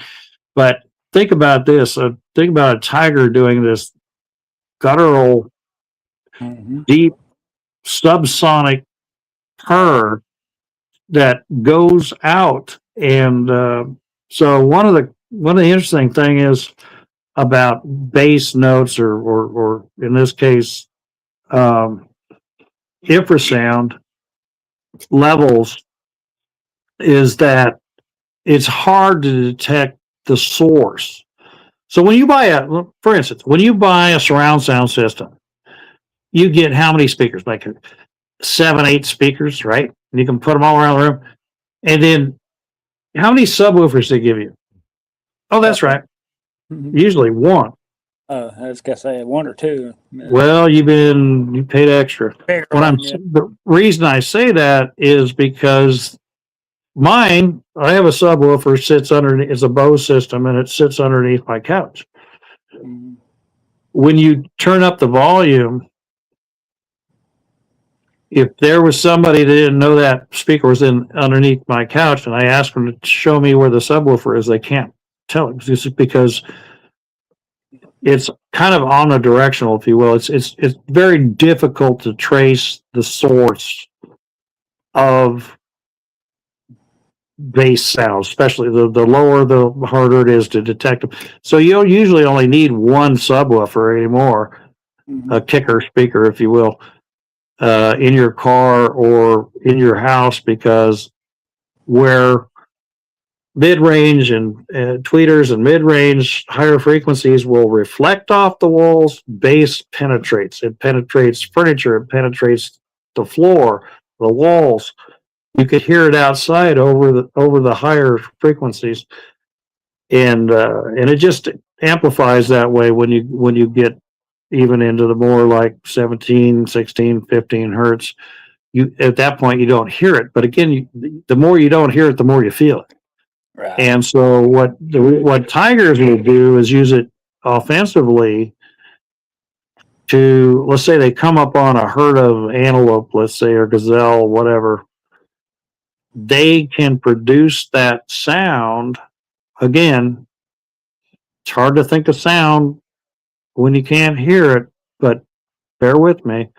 They produce a frequency, a very low frequency, that will startle the herd. The herd will not hear it, and that sounds weird. Herd here. That didn't, never mind. But The herd will not hear, but they will sense that there's danger close, that Right. something is not right, that something is off. And Yeah. in that process, the herd becomes very disorganized. They Right. can't sense exactly where it's coming from because when it hits them, it could come from here or here or here or here or behind them in front. It's just a wave of sonic energy that puts them in a state of panic. Right. And in that hesitation of not knowing which way to run, but knowing that something's very wrong, it gives the tiger the advantage. Now, in the case of whales, they can communicate over hundreds of miles because you think about water and when it comes to sonic sound, we talk about that pie plate with the sitting on top of a filled with water sitting on top of a bass speaker. It's the same thing if you throw a little pebble into a smooth pond, those ripples will go all the way to the shore, even if it's for 100 yards, and then they'll Right. come back. But those ripples aren't just going laterally; they're going down. They're going into the air. That action of that pebble hitting the water goes in 360 degrees in every Right. direction. You only get to see that lateral action on the surface. Whales, liquid is the best conductor for sonic waves. So when a whale puts off a subsonic, a um, uh, infrasound emission, if you will, it'll be picked up. Now it takes time. Mm-hmm. Keep in mind, it takes time, but it'll eventually be picked up by another whale pod, maybe 100, even 200 miles away. And then if they do this, so they may detect, oh, it's off to my right. And then they might respond. And then the other pod knows, oh, it's off to my left. And then over time, they do it maybe every hour or 2 hours. They realize they're starting to merge, to come together. So when you look at that, the infrasound and how it affects a lot of things,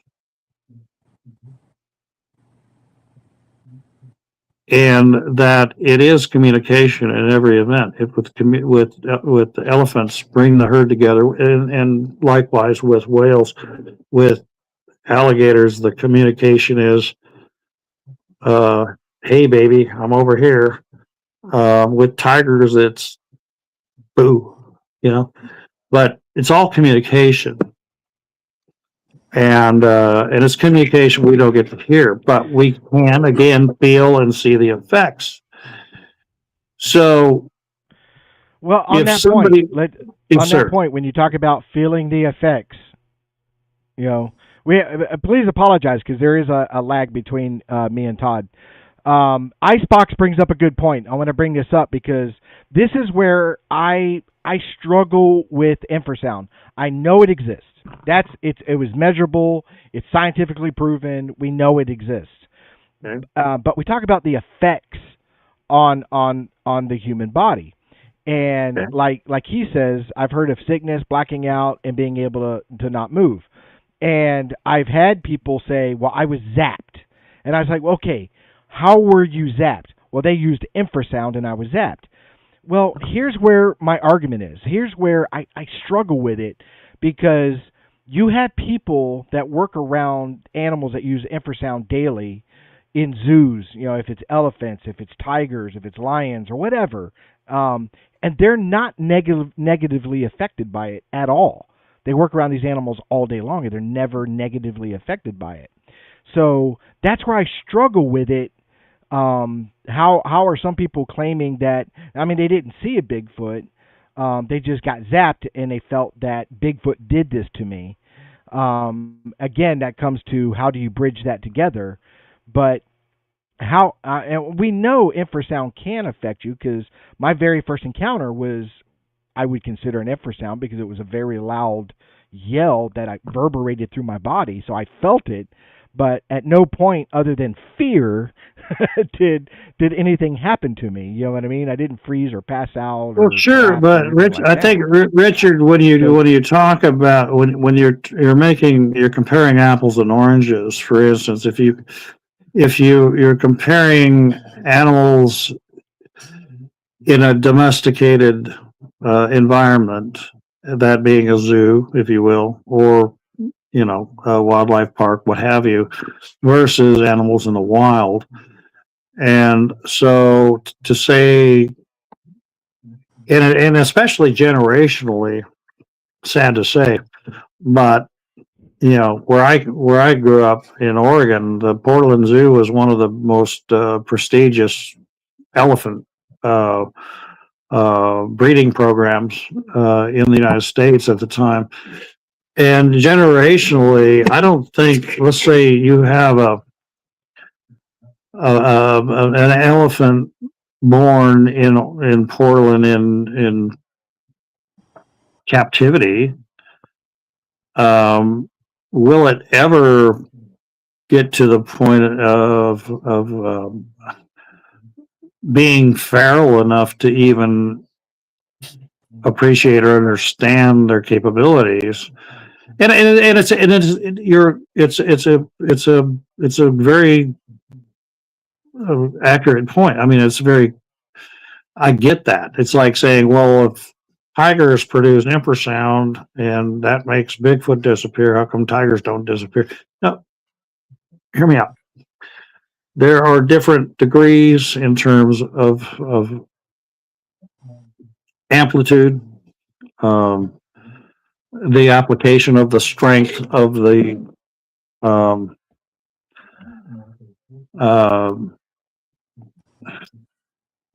Infrasound. yeah, well, the sound. Exactly. So, Right. so for instance, if a Bigfoot's sitting out there and you're approaching, well, we'll play. Let's just kind of go off on the being zapped or the effect of infrasound on humans. One of the things is, like what Richard was saying, is this uneasiness, this panic attack for no reasonable source. I think it really comes down to amplitude and frequency. So if you're going into an area where there's a Bigfoot, and let's say they don't want you there for whatever reason, maybe they're a sentry, maybe they are guarding a clan, or maybe there are children around, or maybe there's a fresh kill there that they think you might be threatening. They could bring it up to volume 1, if you will. And that is enough to make you, for, again, no rational reason, to feel uncomfortable. For no reason, like, I mean, it's like this whole, you hear people say, I felt like I was being watched. Something as mundane as that. I felt something was watching me. Just a very light sense of suspicion, but again, for no apparent reason. And then you decide to keep going closer or keep going in that direction. And this Bigfoot decides that's far enough, and they take it up to volume 2, which now all of a sudden makes you feel like, I don't know why, but I know if I continue in this direction, there are going to be consequences, and they're not going to be good. Maybe I should turn around. And if you continue to proceed, they take it up to volume 3 or 4 or 5, or put you in a position of being, quote unquote, zapped, to where you have a sudden panic attack, again, for no reason that you can put your finger on. You've been down this trail 100 times. You're very comfortable there, but for some reason you feel completely uncomfortable. And I really think I need to turn around to actually up to and including paralysis. where you can't move and you can't speak. You can't see, even on that function. point, that has happened to me. That, you know, It's happened to me too. I've been on because expeditions with I've people and walked in the woods fall and out. I was with somebody, and yeah, as I'm walking, and we brought this incident up just recently. I can't remember which podcast I was on, but me and another person, as we were walking, we were fine. We were chatting and stuff because I truly believe talking in the woods is a good thing. Not loud and obnoxious, but having a chat. You know what I mean? Because, like you said, I think they're interested in us, and us talking is really good. So I don't have a problem with that. So we were walking, and we got to this one area, and I felt really uneasy all of a sudden. I didn't feel comfortable. You see what I'm saying? And then I mentioned it to him because I wanted it open. This is how I feel. So I mentioned it to him, and he said, I feel the exact same way. See what I'm saying? Isn't that interesting? In the end, and we did turn around. Yeah, and we did turn around and leave, and we got about 100 yards back to where we came from, and we felt a lot better. And I took it as just my natural internal instinct telling me something's not right. Get out. See what I'm saying? I didn't feel that I was being zapped or mind spoke or whatever they want to claim. I just felt that uneasy feeling. And a lot of times, because I research by myself, I've done it live on film and said, hey guys, I'm not feeling comfortable right now. I'm going to turn around and go in another direction because I'm just not feeling, something doesn't feel right now. But I think Frank, what about you? Frank, have you experienced that? Yeah. You know, I had a struggle with this myself just because, you know, for me, I don't think a lot of people understand fear, you know, and, you know, there was a place down here in Florida where I just it was hot and I was way out in a swampy area and I just thought, man, you know, it's hot. Where is a place that, something like this would go to get out of the sun? And I seen this set of pines way off in the distance, and everything in me said that's where it's at. And I started walking towards it, and I was by myself. And you know, I always pack with me. And I got about 20 yards from it, and then my gut turned and said, "No, don't go there." You know. And I thought, man, you know, I came this far. But then everything in me told me to turn around, so I just turned around and left. But, you know, I've been on, so again, going back to this spring, and this is going back to the illuminating eyes and going into the zap, we had a lot of stuff happen, and I got good video of the illuminating eyes, and from the distance, it was two sets, but when you put it on a bigger screen, kind of like one. Looks like art. And they changed colors. And when you was talking about the cougar, how when you seen it, it blurred out its face. That's what these. Well, we have moved down the trail, and there was another group. They came in, and they seen two different sets of red eyes, and they looked like juveniles. They was like 4 and 5 feet. One was a little taller than the other one, and this person jumps out of the car and starts running towards them and just falls out. And they got a picture on thermal. The guy had just got a new thermal. He's an older guy and he never used it, but he ended up getting a good shot. And you can see it plain as day. Like there's two individuals. One's kind of turned to the side like this. And the other one turned back looking like, I don't know which way he's looking, but you know, he was turned the opposite way where you could see his whole body. And what we thought, because there was a deer and a hog right there, what we kind of thought was they ran up on dinner, a bigger one, teaching the juveniles how to hunt. And when she jumped out and ran towards the bigger one, or the smaller ones, the bigger one was like, that's enough. You know what I mean? But it was just a rare occasion. And, you know, you talked about Omaha up in Nebraska. I watched it was hard to explain to people who's never seen it, you know.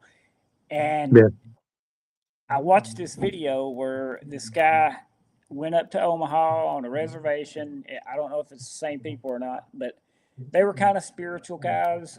Yep. And they went into We actually prayed with them. right. Yeah. Was you there with RPG? No. Okay. They done the same thing on this. They had Yeah. a group of, it was like 4 of them, and they was two of the Indians or. I think RPG came after me. Well, see, he put a thing on the YouTube thing where he explained in an AI version, and it showed the lights that were illuminating, and that was exactly what we had in Tennessee. And at first I thought, okay, is it the moonlight that helps reflect? But the night that it was happening to us, the moon, we didn't have a moon. It was, I guess. Well, night it happened to us, it was overcast. But again, if there's a full moon or even a half moon, and the overcast cloud cover is probably filtering a lot of that light out of there and not giving enough down to the ground to where you and I can even see our hand in front of our face, that light's still there. Right. It's just below our ability to detect it. Right. And they, because of what I've described as their physiological makeup of their eyes, they can see right. in that realm that we can't, Right. Yeah. So, when I first got into this, I was excited because, I hadn't been in the woods in a while. And when I started getting back into it and things started happening, I was always taught to trust my gut. You know what I mean? And there's times, you get in those places where you're in a spot and everything's in you telling you not to turn around and look. And, and sometimes I get to that point where it's like, is it fear or is it really something going on? Because fear's a funny thing. But it's a powerful thing. But well, I think psychologically you put it on a scale. It's like, how important is it to me really right. to go any further, to continue what I'm doing? Yeah. And I think there are some consequences, again, subliminal consequences that you're like, you know what? I really don't need to go any further, but my point is this, that infrasound can affect, again, you can't hear it, but its effects can mess with you. Even humans can create infrasound. We know we can do it with certain machinery, with rockets, with explosions and different things. We found out once they started measuring infrasound, again, because it wasn't practical any more than you'd, like I say, buy a CD of silent music or invisible art or buy tasteless food. I'm sure you could make all of those things happen, but there's no practical purpose for it.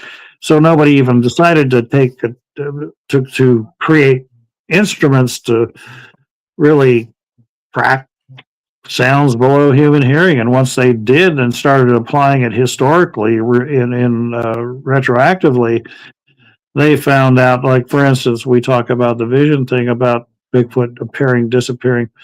They found they had records of when we started putting astronauts in space in the late 1950s, early 60s. They were putting human beings in supposedly a chamber that they could survive in and strapping them on top of a intercontinental ballistic missile and shooting them into Earth's orbit.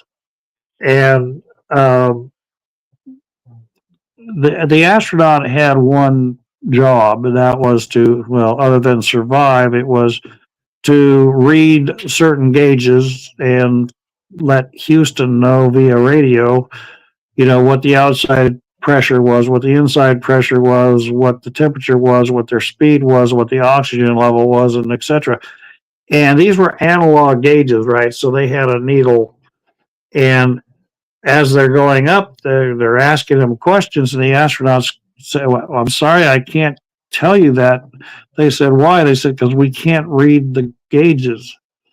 Oh, gotcha. And they would, it was interesting that once they disconnected from the booster rocket and were actually floating in low Earth orbit, that all of a sudden their vision came back to them, and what they determined, again, in reverse, using technology, reverse technology, and adapting it to history, now we have the knowledge of infrasound. They were able to determine that these rockets that they were launching them up into space with created infrasound.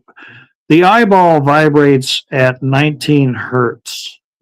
And if it's bombarded by anything less or more than that, say 17 or lower hertz, through the frequency, the vibrational frequency of, in this case, these rocket engines, it's again like the eyeball is full of liquid. The fluid's called the aqueous humor.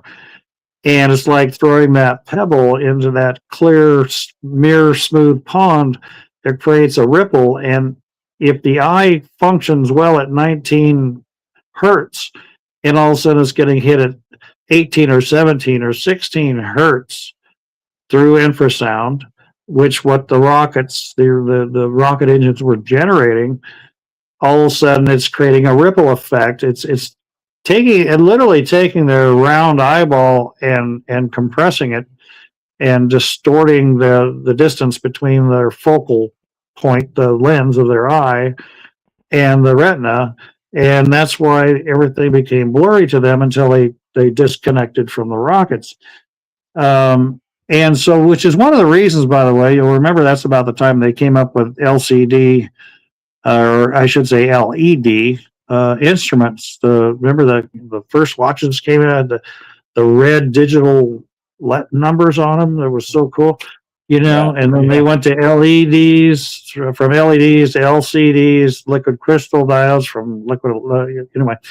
That's one of the reasons they did that, because they realized that there was this ramification, this consequence of these rockets vibrating their eyeballs to where they needed instruments they could read much clearly than the analog gauges. But so imagine we've already established, like I said, my baseline is show me another animal that can do what you're suggesting. Well, so we established that tigers, elephants, whales, alligators, certain other animals, and oddly enough, the peacock, but we're not going to go there. I know, but but somehow they can actually, seriously, the peacock has been measured, put out. That was pretty good. That was pretty good.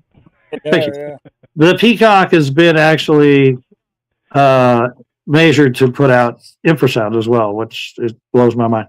But anyway, so what my point is this: if Bigfoot can generate infrasound and maybe control the frequency and I think even more importantly the amplitude, that volume, if you will, volume again that you can't hear, but if the amplitude is important, I think they can turn it on or turn it up as needed based on the effect they want to create. But if a rocket engine can blur the vibration from a rocket engine can blur your vision, and an animal can create that same infrasound in different frequencies, then who's to say when somebody says, I was looking out there in the woods and I saw Bigfoot, and all of a sudden it just seemed to vanish. It just went it went out of focus, right? Or conversely, I'm looking out in the woods, I don't see anything, and all of a sudden a Bigfoot just appears out of nowhere. Okay, they didn't go through a porthole, they didn't get sucked up by aliens, they didn't change dimensions. Ron Moorhead and I go back and forth on this, because Ron, with his quantum Bigfoot book and all the things he talks about, is about them changing frequency. Trust me, I've been down that road with Ron Moorhead a couple of times. I get you. I love him to death, man. I've cruised in the British Virgin Islands with him for a week, I know him. I've been on many expeditions and with him. I've known Ron for over 30 years. But we will disagree on this one point because what he would have you to think is that the effect of them appearing or disappearing is happening on their end. Now, my point is, yes, it may be being generated on their end, but the effect is actually happening on your end. You're on the receiving end of these infrasound sonic waves that they're putting out.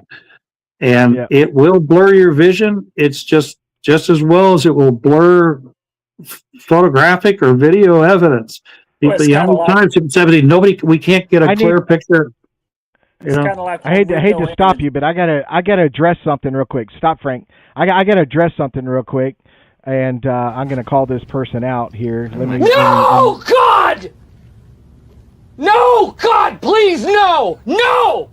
No! He's my favorite.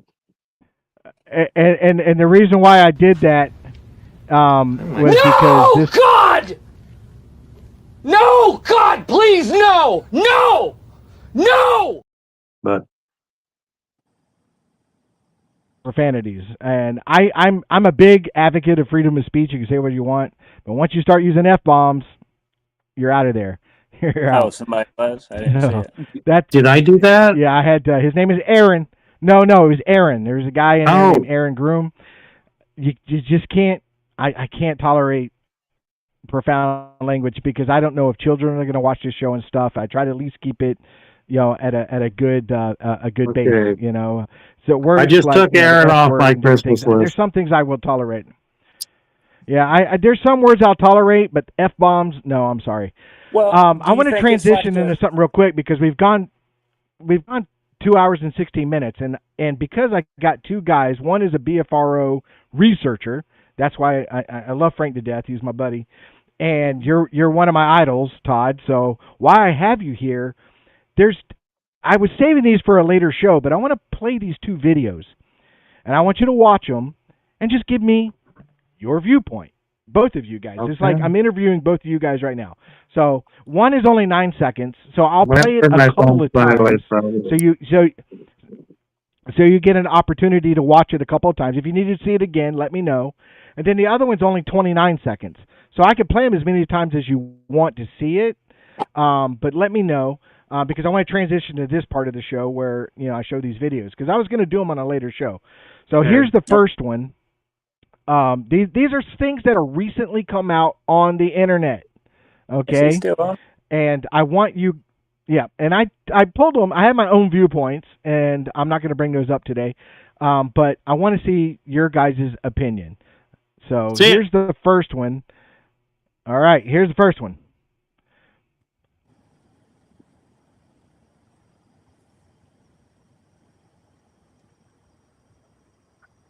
I didn't have a clear picture. And I'll Can you I'll play it replay that again. again? Yep, I can play it as many times as you want. Okay. Yeah, give me a second here. It's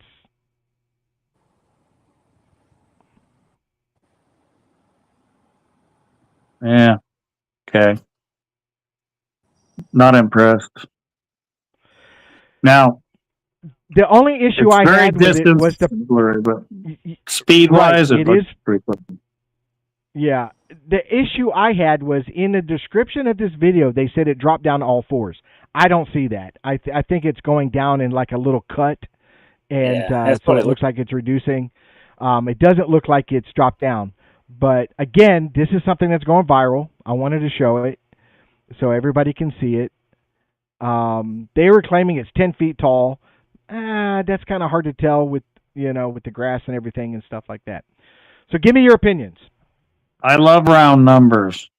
So when the people say 10 or 15 or 5 or it happened at 2 or 215 or 230 or it weighs 1,000 pounds or 500, I just I don't know. Based on what you told me, I'm like, Well, again, it's at a very hard to distinguish, distance. I don't see anything jumps out at me other than maybe the size versus the its locomotion and speed seems to be kind of fast, Yeah, which it looks like it's which I hosed. 'Cause you don't get no. looks like it's cruising. Yeah, for me personally, I'm not saying that it's real or fake, but I'm saying like I don't think one's going to walk out and open like that. I mean, I'm not saying they don't cross fields or anything like that, Exactly. but like there's a lot of woods right there, so why would it come Exactly. out in the middle of the field? You know? Yeah. Well, here's my issue. Here, I always have two issues when it comes to these things. One, where did you when you're going to put something out to the public? I can see if it being your own private channel in your live like this. Guys, I'm going to show you something. Let me show you something, and I'm live. That way, I can answer and I can do that. They don't do that. It's always Instagram, TikTok, or something like that. That's not a good place to release any information. Second of all, is the fact that if you're going to release something like this, have a video backing it up. Put somebody in that location walking to reenact it on a human scale. See what I'm saying? So you have a comparison. Well, instead of saying it's 10 feet tall, put a guy out there that's 6 feet tall, and let's see how big this thing is. See what I'm saying? Right. well, So Richard, I totally agree with you, but I think to a more basic elemental level, if somebody says, whether it's a still picture or a video, are you able to see me all right? you have to hit your camera down at the bottom. You hit. Oh, there it is. Okay. Well, not that I'm all that. Not that I'm all that beautiful, but anyway. So if you're gonna, okay, I get the whole reenactment thing, but I think what's more important, if somebody has a still picture or a video, those clips, whether it's a photograph or a video, has a digital fingerprint assigned to it, right? Mm-hmm. Metadata. So you know what I'm saying?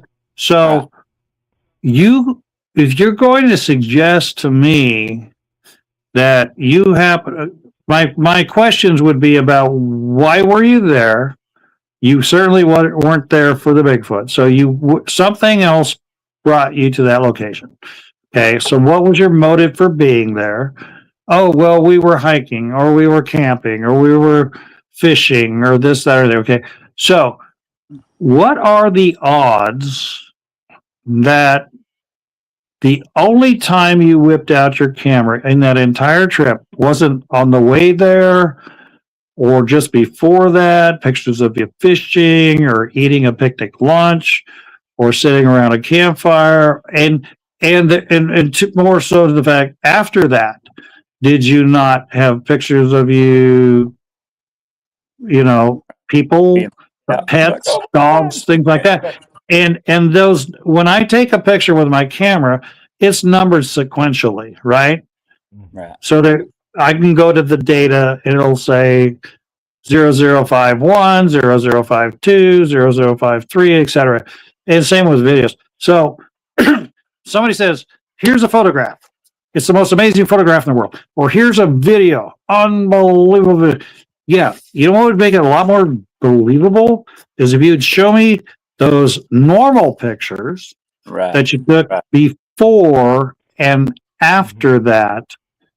Let's, the recreation is a great idea, but just from because I come from a viewpoint of I'm being hoaxed, I'm being punked. This is a fraud, this is a scam. And if you can't show me, say that was a still shot and it's 0053. Show me 0052, 51, 50, and 5, 6, 7, and 8, because if you can't, that's a setup shot. I want to see you guys eating a picnic lunch. I want to see you driving down the road. I want to see you riding a bicycle or fishing. But if you just have this one perfectly cookie cutter picture and you Right. can't show me any piece of film before or after that, you're busted. Well, and we all know how hard it is to, Yeah, you know, I'm big on video. I'm big on video because when something's in motion, it answers a lot more questions. You know what I mean? True. Pictures, I'm done with pictures. So I'm big on video because when something's in motion, it answers a lot more. I just wish if I was in contact, and like I said, it's a short video, and my questions were, can you put somebody out there? Can you have somebody walk that same pattern? Can we get I some get it. scale? No, Stuff that's like all that. good scientific. That makes sense. You want to do everything to scale and time. But my guess is if you ask them for the before and after pictures, you're going to find take number 1, 3, 2, 6, and every Yeah, take you're except absolutely right. You're absolutely right. the best one. I guarantee you they rehearsed. If it's a fake, they've rehearsed it. If they and they just picked the best one out of 10 attempts they did, and if that's the case, then why wouldn't you show me the videos and photographs before or after? But hey, Right. guys, I I agree. hate to say I this, agree. but my wife's like calling me in because dinner's like way past All right. due. But I Well, really me and enjoyed Frank will do talking the with next you. video. No, Okay. man, dude, you are awesome. You're one Hey. of my favorite people. I'm Well, going to thank call you again in the near 24, 48 hours. I'll call you and talk to you. Me Okay. and Frank will do the second video, give our opinion on that one. But, dude, you are welcome Pleasure. anytime you want. You call me, Todd, and say, I want to be on next week's show. I will bump whoever. You're I'm always welcome here, on my man. show. You know, you're one of my big. Like I said, you inspire me. I love what you have to say. I appreciate I think that. we're both grounded in the same avenue of being forensic, based and looking for an answer instead, and we're okay with saying I don't know. Thank you. Instead of just giving an answer.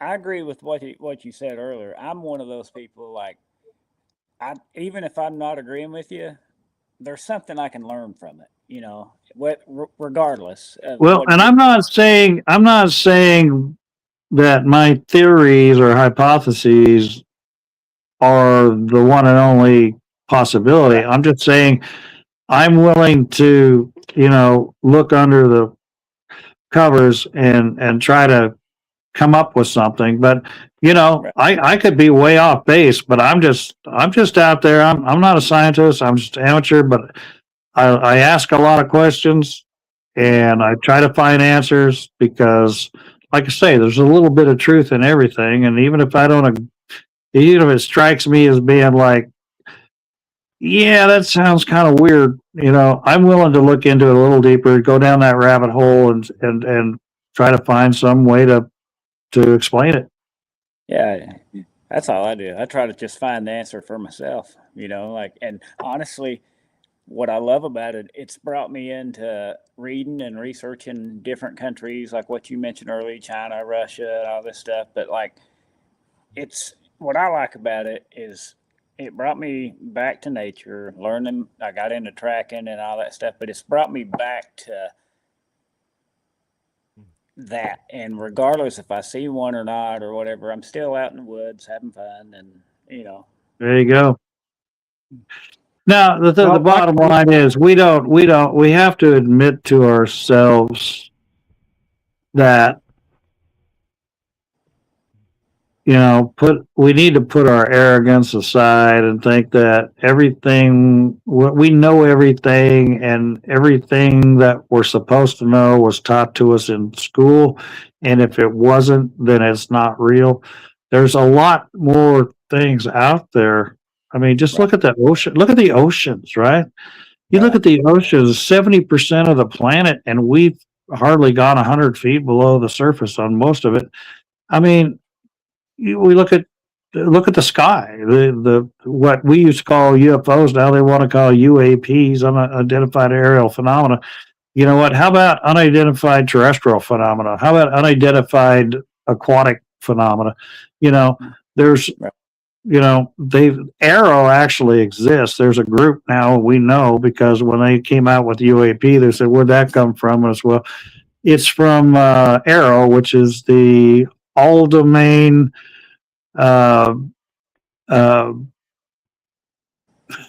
This always gets me every time. So all domain Enigma resource. Excuse me, all domain.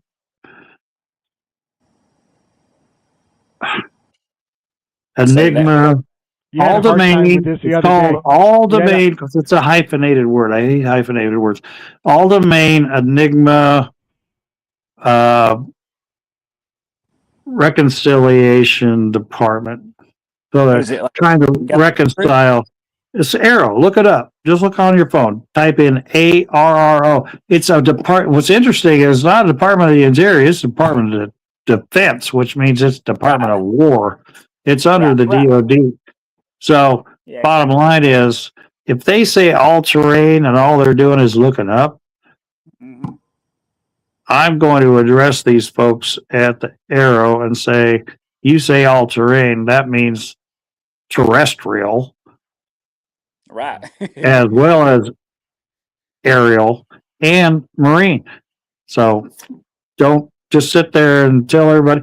You know, it took forever for them to come out and talk about UFOs or UAPs, whatever they want to call them. But they finally, for whatever reason, decided, well, thank God for Trump, because he came out and said, you know what? We're transparent. We've spent taxpayers' money on this shit. They should know about it. And they came out and let the cards fall where they may. And guess what? Most people said, you know what? I'm glad you spent our money on things that we've all been seeing for all these years. Well, you know, once they open that, you know, let the genie out of that bottle, you know, why not bring up Bigfoot and say, you know what? There's hundreds of thousands of people. Here's my only issue with that, because there's so many things I don't really buy into. But if they open it up, full disclosure on Bigfoot, does that also mean they have to do full disclosure on everything else?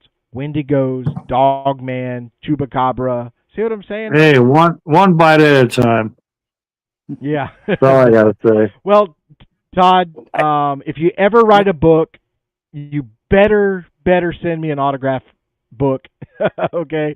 Well, big fan, always has been. As soon as I learn how to write, you're going to be first on the list. I appreciate it, man.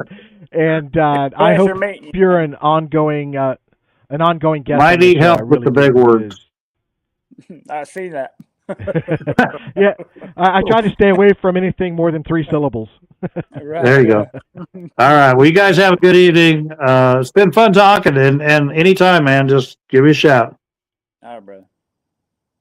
Take care. Well, when you get I gotta go eat dinner. Watch the rest of the show so you can see this video. All right, buddy. All right. Take care. Bye now.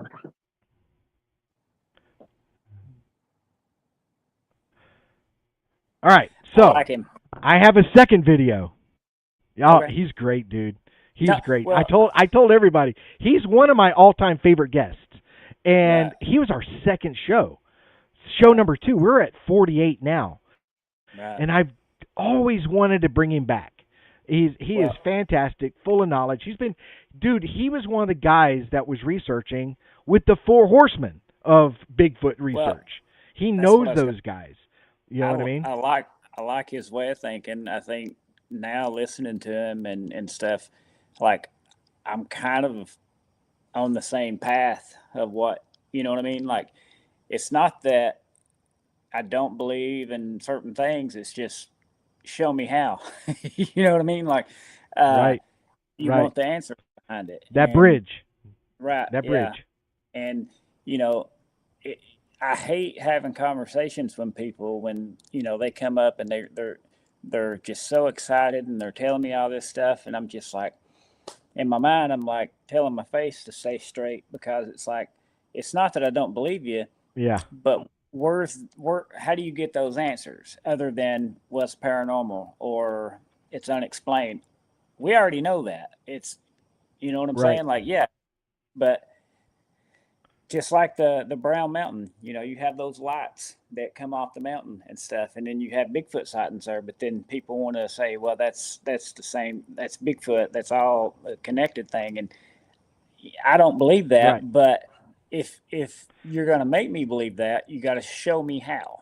You know what I mean? It's not that I won't believe it, but you Yeah, gotta I prove it. reserve the right. I reserve the right to be wrong, but just Right. you got to show me. See what I'm Yeah, saying? I don't Put care the being two wrong. together, so I am Yeah. wrong. Right. Right. I don't care being I wrong. don't, right. I want to get I've into been the wrong a second lot. video because this is going to hit home to you. Okay. This second video is going to hit home to you.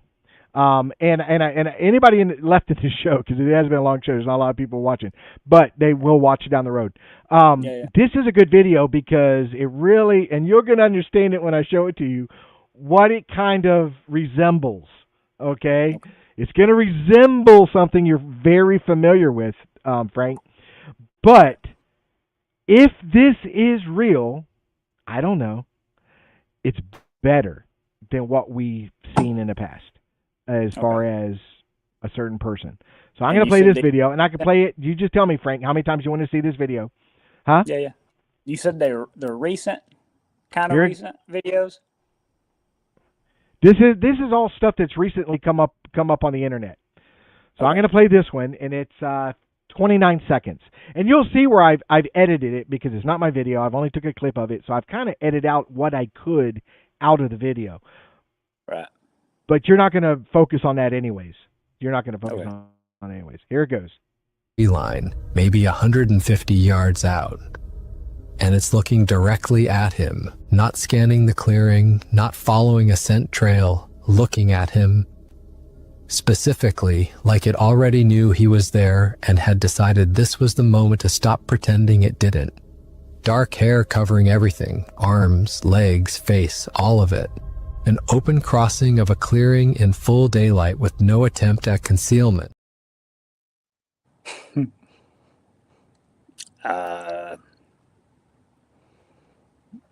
You want to see it again? Yeah. All right, I'm going to play it again. But you understand the point I'm trying to make. Yeah. It resembles It somebody does. else's, Yeah. but movement, the thinking, Right. it's taking it up a bit. It's upped its ante. So let me play it again for you. Line, maybe 150 yards out. And it's looking directly at him, not scanning the clearing, not following a scent trail, looking at him. Specifically, like it already knew he was there and had decided this was the moment to stop pretending it didn't. Dark hair covering everything, arms, legs, face, all of it. An open crossing of a clearing in full daylight with no attempt at concealment. Well, first off, if it's real, you see the shaggy hair. Go ahead. I thought you was about to say something. Oh, no, go ahead. I want as a BFRO researcher, somebody presents this to you. I honestly, I'm going to say AI. I don't, there's something in the face when it turns and looks at you. It kind of, to me, looks AI, but like, I think it's a good AI, but I don't, if somebody showed me that, it's not, I don't know. I don't, again, you got to take them at face value. So, if I had to look at that and think, I just don't think it would be real. It's a good AI, I would imagine, because the eyes are super clear. That's a really good zoom. If that's real, that's probably the best video ever. That was my biggest question. Yeah. Yeah. When I watched it, that was the number one thing. I was like, he says it's about 150 yards away. Right. Okay. That's not 150 yards away. I have one of the best cameras with zoom. That's not 150 yards away. That's a lot closer. No. Yeah. And like I said, I think it may be AI. I'd have to go through it. Yeah. I'm not saying it. Go ahead, Frank. It is, but to me, to get that clear of a shot, and you're saying it's that far away, there's no movement, like in the camera or nothing, and the eyes and stuff are so clear. But there's one part at the very beginning when he starts to zoom in, when it turns its head like this, to me it looks like it pixelated just for a second, like it just this part of its line, face. Yeah, maybe let's do it again. 150 Let's look at yards it. out. Yeah. And it's looking directly look at at him, it not again. scanning the clearing, not following a scent trail, looking at him specifically like it already knew he was there and had decided this was the moment to stop Are you pretending playing? it didn't. Dark hair covering everything, arms, legs, face, all of it. An open crossing of a clearing in full daylight with no attempt at concealment.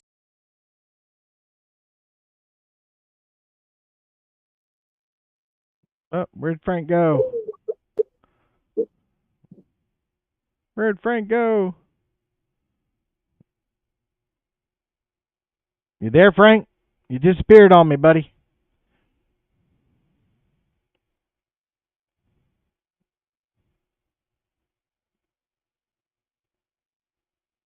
I got him on screen. He's added to the stage. Oh, that's Todd. Oh, he must have dropped the phone or something. Lost him.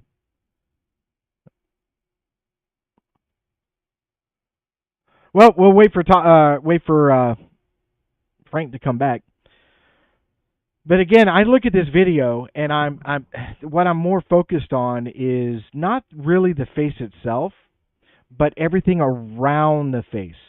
Any twigs, branches, anything in front of the face, behind the face, stuff like that, to see if there's any pixelation, any changes, because AI is not perfect, okay?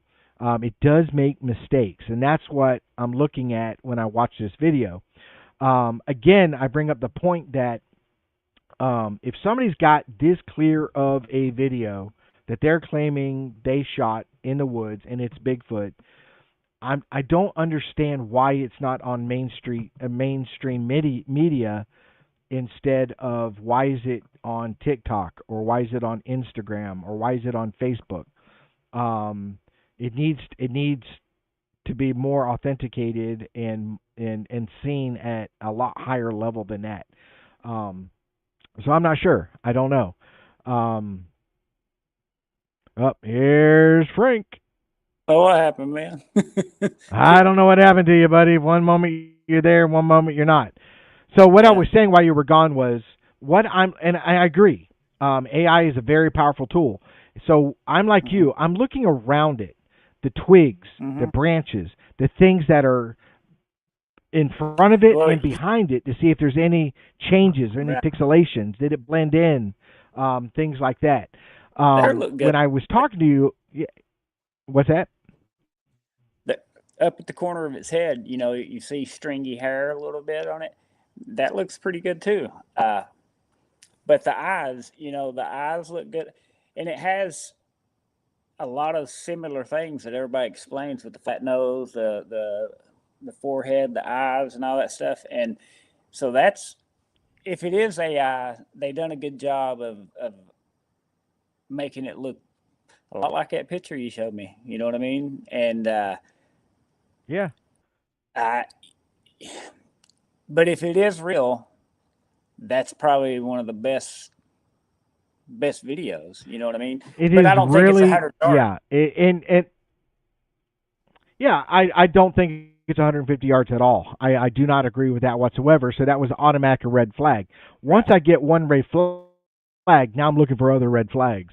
So, but like I said, and I made the point while you were not there is why is it being sent to Instagram, TikTok, Facebook, stuff like that instead of mainstream media? If it's that important, I'm telling you right now, if I got something like that, I filmed myself.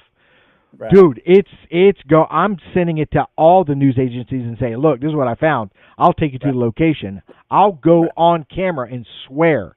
See what I'm saying? Right. But they never do that. This is a guy narrating a video, but we don't know who actually shot it, who actually filmed it. Now, with that said, though, it's very close to no, but it's very, very close to Todd Standing's videos.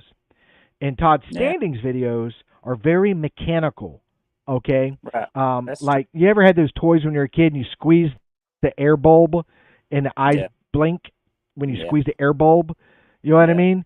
That's how Right. mechanical they seem, and there was no movement. There was no left or right or anything like that. Right. And when people started questioning that, saying, "Man, that seems awfully mechanical and awfully this blah blah blah blah," well, all of a sudden down the road he comes out with a better video because he took all that criticism, created a better video. That's the one where it's looking through the log, which Right. I think is a face. I think it's painted. I think it's, you know what I mean? There's some people that critiqued it and found some very, very fine-tuned lines in the face and stuff that match somebody else.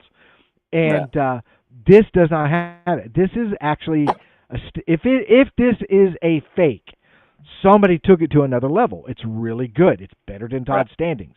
See what I'm saying? The only reason I say that I'm leaning towards it being a hoax is, one, the distance is way wrong. That's not even close.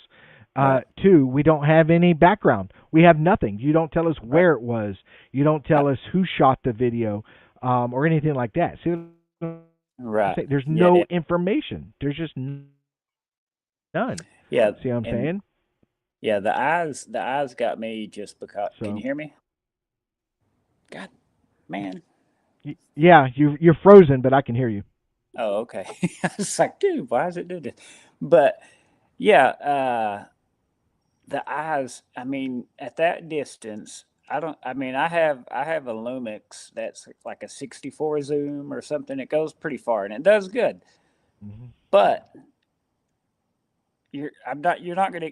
To me, I mean, maybe he's got like a really, really, really high tech camera, but at that distance that he's saying, you would have to have a high tech camera to get that kind of a picture, you know.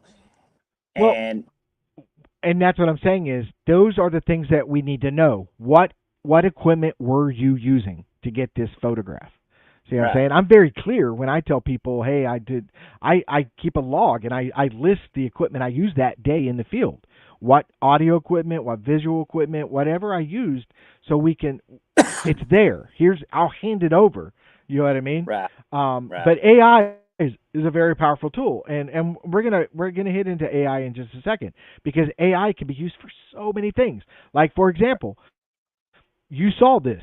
People were coming out with these pictures for a while that, oh, this is out of my grandfather's footlocker, and this is back in the 1940s, and they didn't have AI back then. Well, they do now. They do now. Right. See what I'm saying? Right. So they'll give you a picture like this. They'll give you a picture. Yeah. I'll put this picture up. All of a sudden they tell you it's old. See how old it is? See how old it is? It's still AI. I created these pictures in less than 5 minutes on ChatGPT, and it looks old. See what I'm saying? Yeah. You just got to tell ChatGPT what you're looking for. Right. And then I go, this is the picture you like. I'll pull up this picture.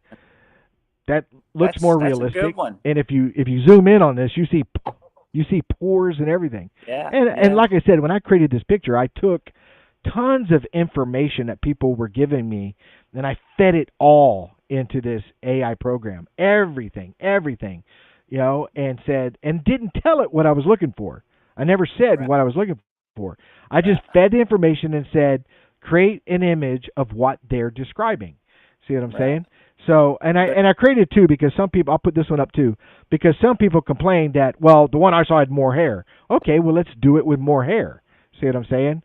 So I said, pick A or B. Which one was the closest to what you saw? See what I'm saying? Both of them are good. You know? But, you know, same thing. But if you take those and turn it like a video, but if you took those and turned it into a video where they're moving or they're peeking around a bush, or like where you can see them through a bush or something like that, it looked very realistic. You know what I mean? And like kind of like what Todd was saying, you know, if you have something to that nature, why not show the numbers? And I'm not very tech savvy, but like I do know that when you take pictures, you know, like you said, it's a fingerprint. Why not show all that stuff? You know, you took this and you made a video narrate. Well, here's the one that gets me, and you're going to agree with me. I know it because I know you, Frank. we were hunters, and you are still hunting. We use trail cams. Mm-hmm. When you post a video or a picture of a trail cam, there is information on Right. that picture. But how many times do we get a trail cam? There's zero information. Oh, I caught this Right. on my trail cam. Like, yeah, But there's it's no either, metadata, not Right. even visible. right. And that's You know, the not thing, even you the know, little thing that shows how much power you have in the batteries. right. And you know, that's the thing. You have, can you still hear me? I know I'm froze. hmm Okay. Yeah, I hear Uh, you loud and clear. I think it's because That's- I got a thunderstorm, but I'm Well, not sure. You're in a bad spot. uh, but the thing is, you know, it's getting to that point where the AI is blurring. You know, like what was it like a year ago? The news came out and they act like they had a foot laying in the field, and he was like laying back like this and stuff, and he looks up like he got caught. You know, that was a Jackling's costume. You know what I mean? And Yeah, they take something like yeah. that and put I it on know TV. that video. Yep, absolutely. Right, you know, and they take something like that and put it on TV, and it becomes more of a joke, and then these people get these. It's more for clicks, you know. They'll make these videos and stuff, but AI is getting to that point where it's getting so good that it's blurring the lines. Like if somebody showed me that, Yeah. you don't want to be rude, you don't, but at the same time, you got to be honest.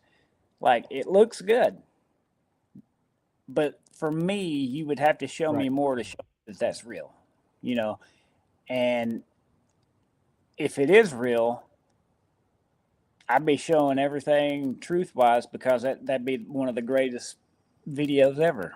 You know what I mean? As far as Bigfoot, and I would go completely black. And not to be racist, but I would go completely black person. I would throw such a fit. You know what I mean? That wailing Right. my arms and screaming and hollering, letting you know Right. this is real. Right. See what I'm saying? yeah, and But you never because- see any of that. You never No. see any of that where you're so adamant that what you caught was a real thing. Right. Yeah, I agree. Yeah. I've seen But some. those are the things I wanted to bring up because I have you as a BFRO researcher and him who's been in the field for 30 something years, you Right. know, to get your guys' opinion. Because I was going to do that on a show, and we could still do it on a show down the road where we Yeah. bring up these videos and discuss them and stuff like well, that. but you look at some they're, of those. they're absolutely interesting. Everything's interesting. The videos that are interesting to me with Bigfoot like that is when, you know, like there's one, and you can find them online, you know, on YouTube. I couldn't tell you the names, but you know, it'll be like top 10 Bigfoot sightings, and it'll show like one of them was these people. They were out in somewhere out in a clearing where, you know, they was out in the woods shooting guns, but it was kind of an open area, and they're not even paying attention. And then back in the background, you see something run down. It's big, it's dark, looks like a Bigfoot. It jumps down behind a rock, and then all of a sudden you hear a helicopter. When the helicopter's coming, this thing jumps up and takes off, and nobody recognized it. And then it's like when they went back and looked at the picture or the videos, a year or so later, they seen it, you know, and it's like those are interesting to me, like because it was so much time had passed. And Yeah. I have You this know, video man. somewhere. I'll send it to you. I will forward it to you. I have it somewhere. But Mhm. and I was actually able to find the location when you watch this video. I found the location, and I actually messaged the guy that actually shot the film. Right. The only issue was I can't get on that property. It is a private hunting lease, and they will Right. not let me on the private hunting lease. Yeah. Not without becoming a member, and it was like $1,500 to become a member, so I wasn't going to do it. But Yeah. he was out hunting. He's just hunting, and Right. the property is surrounded by a barbed wire fence. Mhm. And a lot of times, and you've seen it in the farms here, they'll grate about a 6 or 8 foot span Yep. from the fence inward Yep. around the fence line because They that just prevents done that where cows I've from been. getting near the fence. There's nothing there to eat. Yep. Right. There's nothing there to eat, so they're not going to go near the fence. He goes to that area and he finds footprints, big footprints, and it's a trackway all the way down that. So he films it. This is not a Bigfoot guy. This is not he doesn't do, you watch all his stuff, it's all about hunting. It's nothing about Bigfoot. Right. He sets up a camera pointing down a trail, and sure enough, something walks out. First you see some hogs. You'll see some hogs. You know, they're low to the ground, black, you know.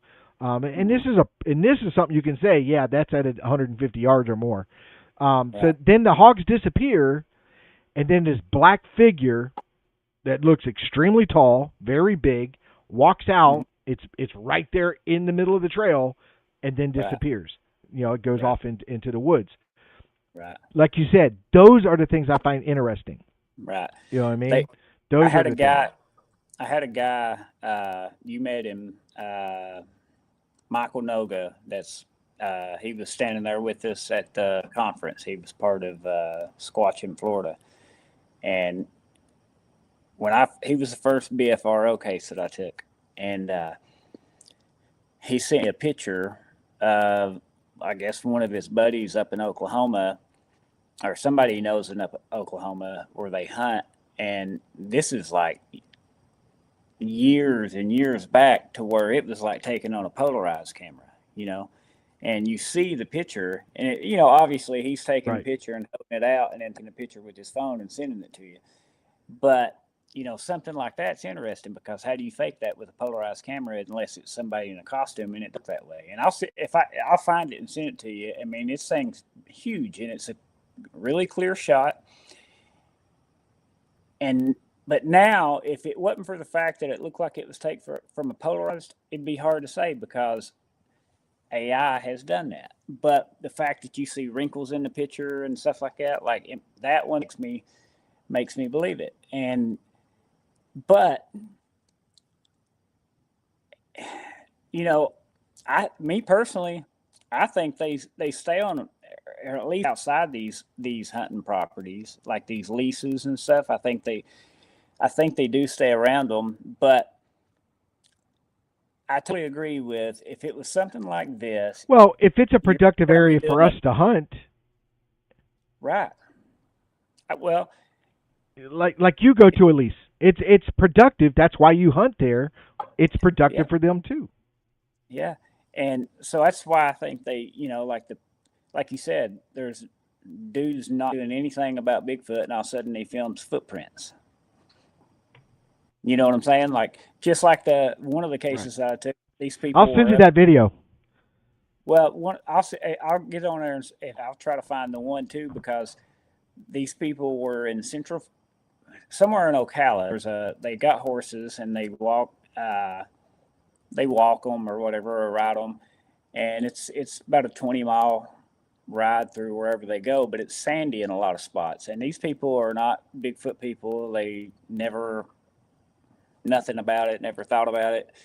And when they're riding these horses, all of a sudden these footprints are coming out of the weeds and walking down the sand trail and then out, and it's walking in a straight line. The strides are big, the footprints are big, and I just don't think, I know there's hoaxers out there, but I just don't think that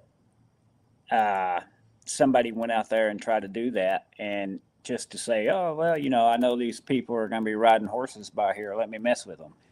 I think that one was legit, and it goes a lot with. I just sent you that video.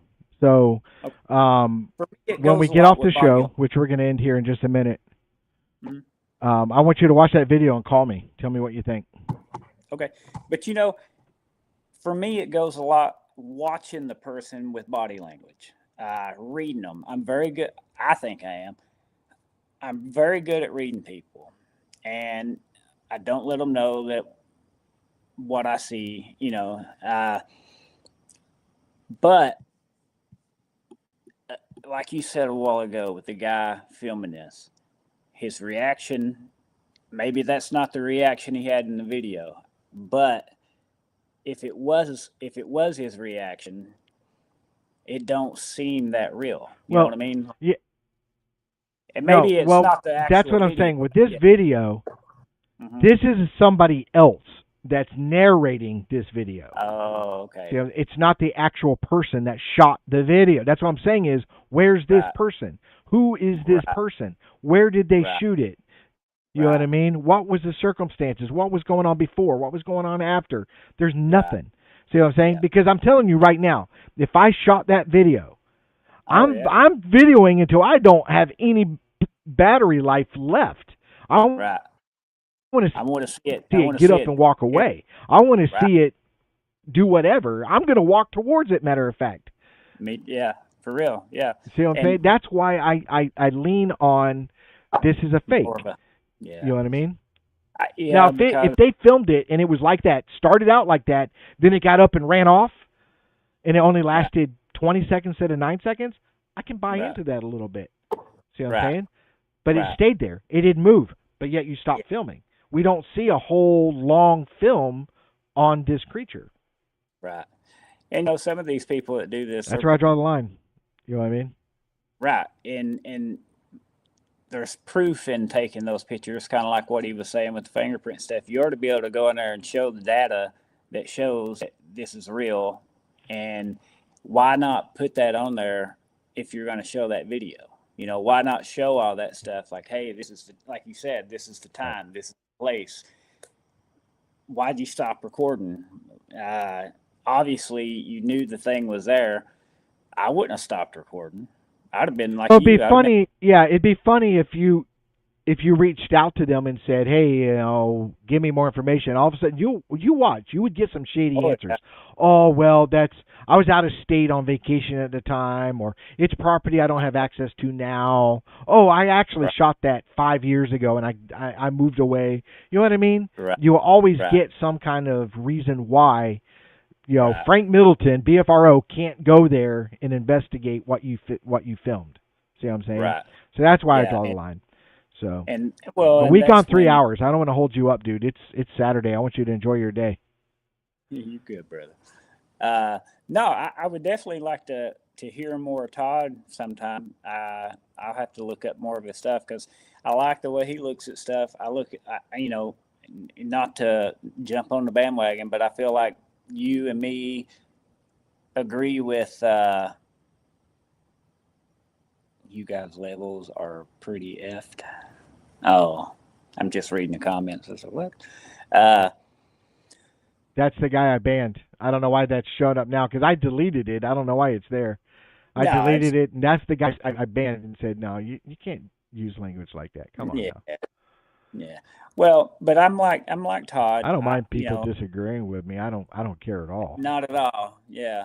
But, you know, and, you know, you've heard me say it a lot. And if I showed you a picture of my little library that I got full of stuff, like the Otsman stuff, you know, like when he said he was captured for 6 days, he said they acted like a family. You know, they all had roles to play. You know what I'm saying? And I was going to ask him, you know, like, does he think that they're more of a more human-like when it comes to that? Because when you read Albert Otsman's, he makes it seem like when they pulled him in, you know, in the book, he says when he gets there,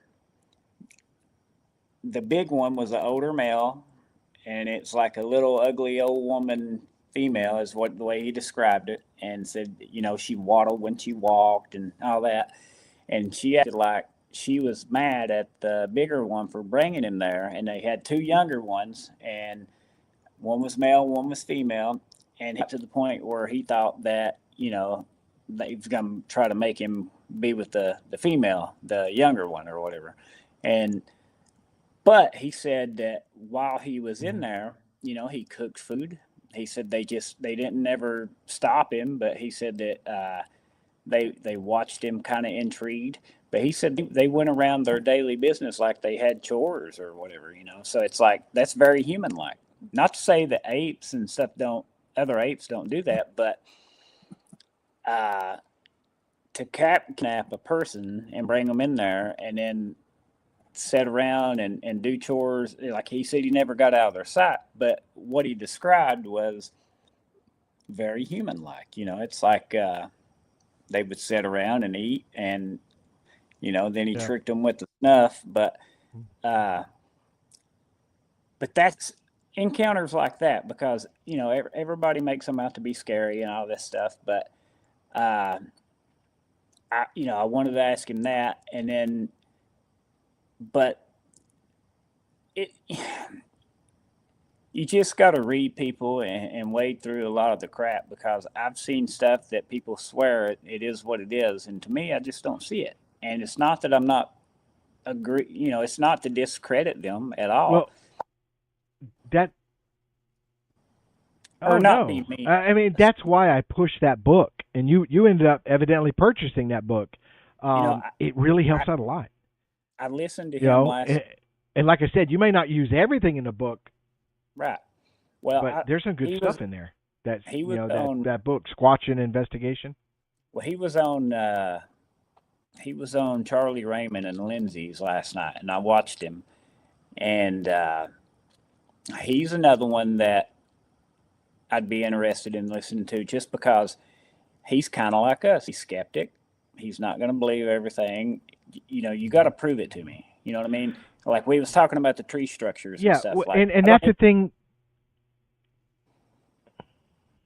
Well, that's the thing is with Steve is he's a believer. He's had his own visual encounters. He's been it's been documented. So he's a believer, but again, he's a private investigator. I need to investigate. I need the information. I need to put it all together and then come to a conclusion. See what I'm saying?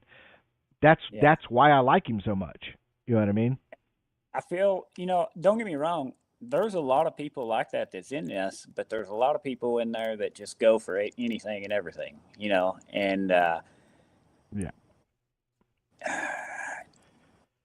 don't know. I mean, but that's where we need to break away from it. That's right. With these shows, that's what we're trying to get our point across. When we do these shows, Frank, I think me and you are on the same page where we're trying to encourage these people to start looking at it more focused and put it under a magnifying glass.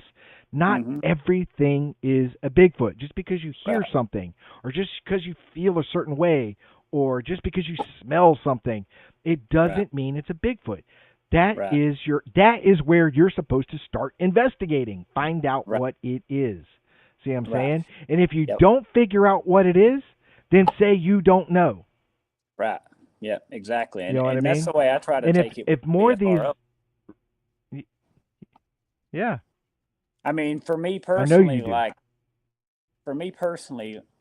it's just one of those things where Bigfoot should be the last thing that comes out for me. You know what I mean? I should be able to rule out every other thing, and then if it falls in line with Bigfoot, then there's a possibility that it's a Bigfoot. But good point. It should be your final conclusion, not your first conclusion. Right. That's the way I look at it. And tree structures to me are the worst because there's so many ways to debunk them. I've only seen one in my life, and that was in British Columbia. That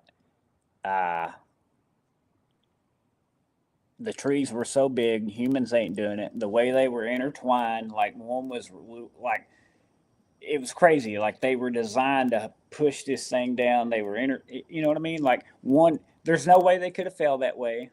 So I couldn't explain it. I found some like that are completely unexplainable. I was out there with Troy with Sasquatch Origins, and we found an arch that you could tell something isn't right with this. Something's very strange about, we see simple arches, we do, and they may be jammed into the ground or held down by something. This was different, and now we never came to a conclusion. We never said, oh, Bigfoot did this, but we both agreed, and it's on video. It was weird. It was definitely something that we can't explain how this happened. You know what I mean? Well, you look at the upside down trees. People talk about, oh, I found an upside down tree jammed in the ground.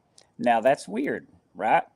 But if you go back and look at some of the loggers back in the day, they say that they used to use those as markers. They put something upside down, that way they knew. Whether that's true or not, I don't know. But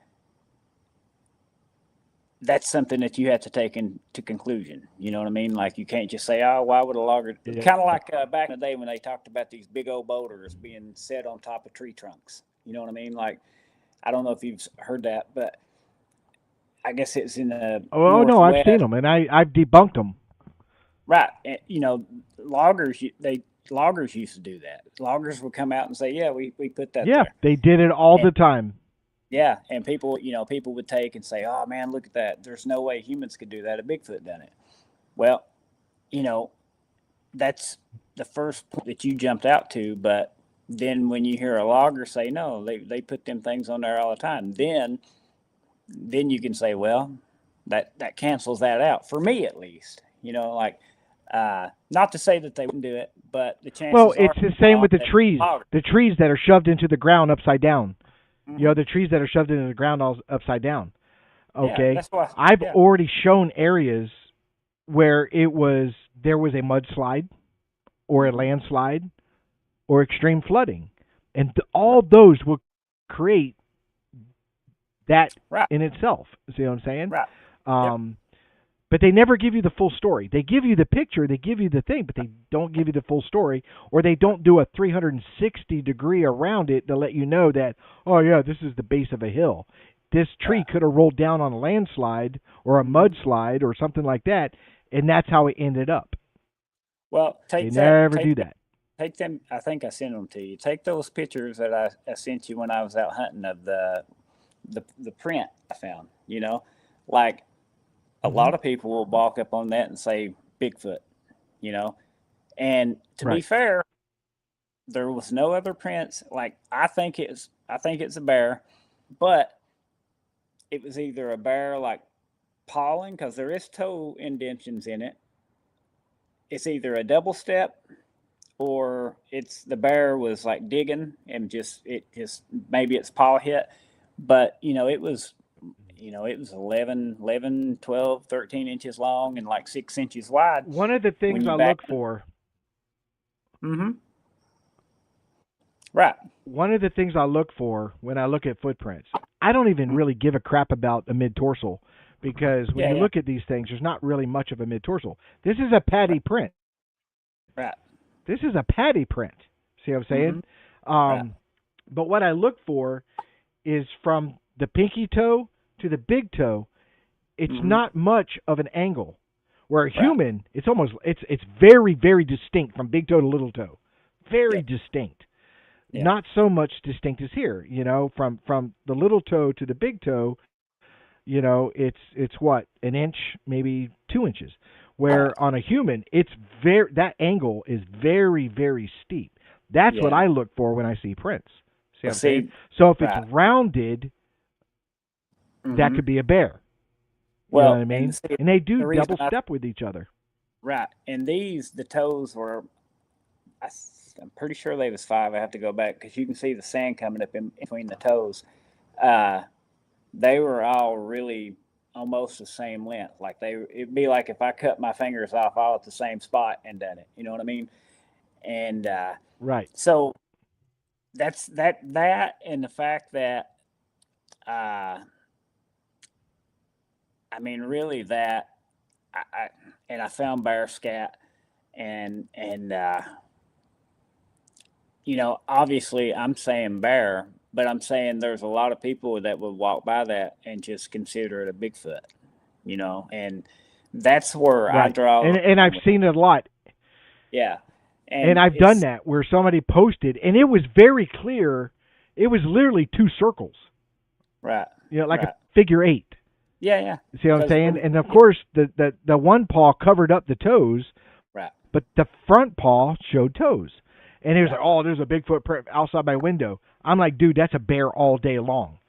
That's a bear. It's the bottom print is so circular because it's a paw, and then the upper one is circular. It's a paw. They interstep each other. Oh, and dude, man, like, I caught so much hell from that guy. Oh, you're rah, rah, rah, rah, and I'm like, dude, don't put it. Don't. Here's what I want to tell everybody, because there was a recent incident that's being addressed. Let me tell everybody, I'm going to make this abundantly clear. If you put your evidence online so people can see it, don't get upset if people don't agree with you. Right. You put it out there, okay? So my advice to people is don't respond to the negativity. If you don't believe that what they're saying is whatever, don't respond to it. But if you Right. get into a back and forth with that person, you're never going to win.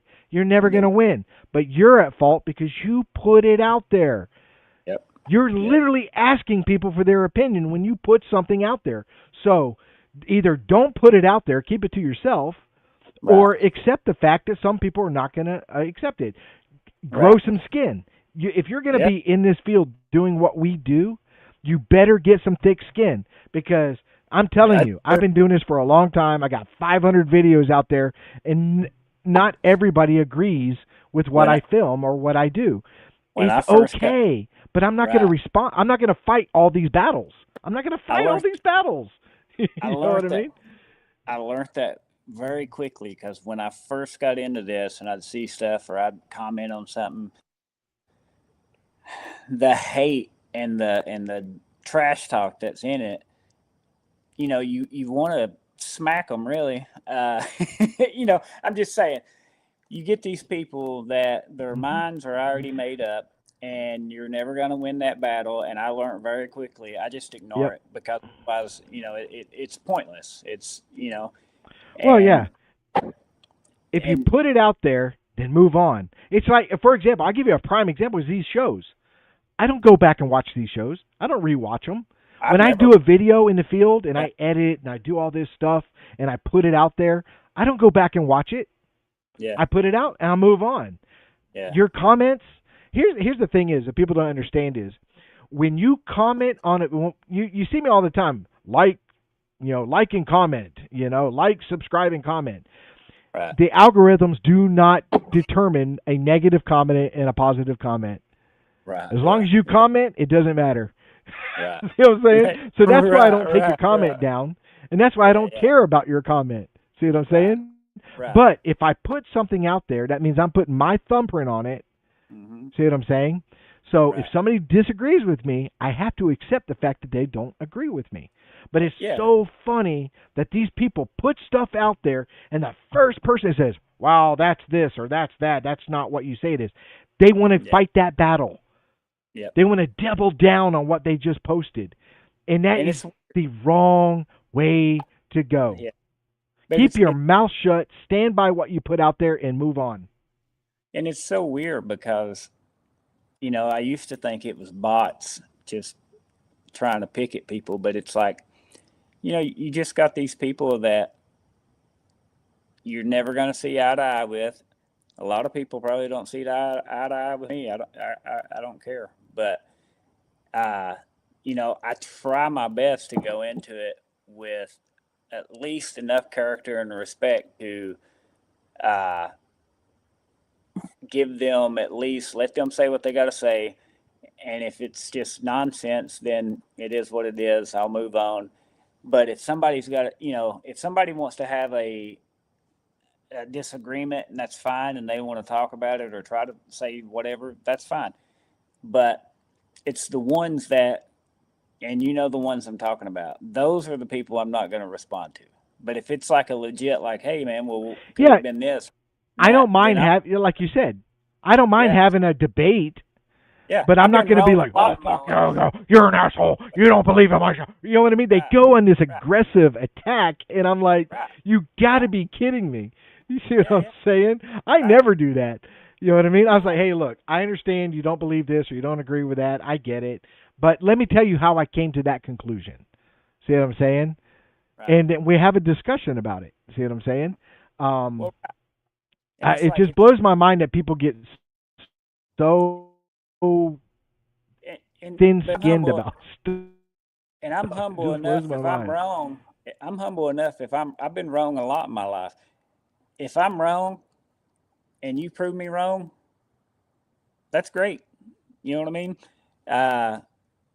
But, you know, you're going to have to prove it to me. You know, if I disagree with something, it's not being rude. It's just, but I'm not going to be a jerk about it either, you know, and it's crazy that the Bigfoot world is that way. And that brings up a point. Yeah, it is. And I look for certain people in this field that have high integrity. That's what I look for. I associate with Frank Middleton because of high integrity. See what I'm saying? Yeah, I And appreciate that's it. what attracted Me me to Johnny Two Bears. Johnny literally came out with a video claiming something, and then literally a week or two later, he came back with a video saying, "Hey, I researched it. I looked deeper into my video, and I was wrong. It's not what I thought it was." Dude, that's integrity all day friggin' long. Yep. And that's how me and Johnny met, because I was like, I'm following this guy because he owns it. He accepts it. He owns it. He takes responsibility for it. That's the kind of guy I want to attach myself to. That's why Johnny is a close friend of mine, and I love the guy to death to this day because of his integrity. Right. And that goes a long way with me. You know, I mean, that was the thing in the military, and you got to have integrity. If I put, and same thing, you know, like I've been out with people and they find a skull and they claim it's one thing, and I can show them that it's not, and they still disagree, and it's like, well, okay, whatever. Like, you know, some you're going to and some you're not, but I try to go into it with a way of, okay, I try to learn something from everybody, but a lot of the books and stuff that I got is all the ones that are like that, you know, like the Ivan guy, Ivan Sanderson. Yeah, like, you know, I got a bunch of books I got a book from him and stuff like that because, you know, and I know we talked about him before, Robert Morgan. Those are people that I can. This is a really good I got book. that. Really good book. I got that. Yeah, Ivan Sanderson. But, you know, and somebody like him and people like him, that's what I want to read. You know, like I pick up some books sometimes, and you know, I'm thinking, oh, the title's good, and the back of the book looks good, and then I read it, and I'm like, but him and a bunch of them that has actually been out in the field and done the scientific part of it to be able to explain it, that's what I'm interested in. And you don't get that from everybody, and it's a bummer, but you know, we all know the truth about they're real, and it's just trying to figure out, like he said earlier, that formula to you know, and I don't know. It's exciting. Well, I absolutely 100%, and I always clarify this when I talk to people. I 100% believe Bigfoot exists. Period. Yeah. I've had enough experiences. I've seen enough proof. I've talked to enough people. There's absolutely no way. Hold on, give me 1 second here, because I want to do something here. Hey, John, if you're in the chat room, jump in the show. I just sent you the link. Jump in. We'll have you on the show. We'll talk to you. So I just put that link in there. Jump in. So, and I tell people all the time, I 100% believe. Absolutely, I'm all in. You know, Bigfoot. I've had experiences. I've had encounters. I've spoken to enough people and stuff like that. But they have to understand is I do come at the subject with skepticism. If you don't, you're a fool. Okay? Right. And all these investigators that are out there, and there's a ton now, they need to come in it with skepticism. I've always had this saying. This is something I coined a long time ago. Skepticism creates questions. Questions create answers. Okay? Yep. I'm an investigator. You're an investigator. We go out there automatically. What else could it be? That's our number one question. What else? What is a optional explanation to what is happening? The problem is too many people go in there and they're like, oh, that's a Bigfoot. I just heard this. That's a Bigfoot. Or I saw this. Everything's a Bigfoot. We got to pull away from that. Yep. If you're going to have that title, investigator, researcher, whatever you want to call it, then do it. Investigate, research, dig deeper.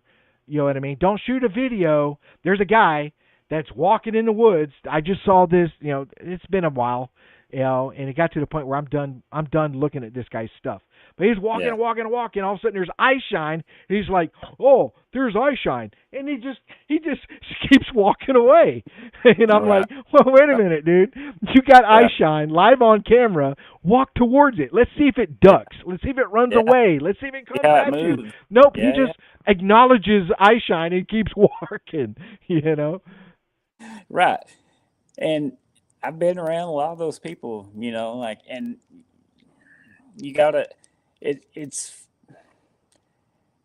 a lot of people will tell you the truth right off the bat, but if you watch them, you know what I mean?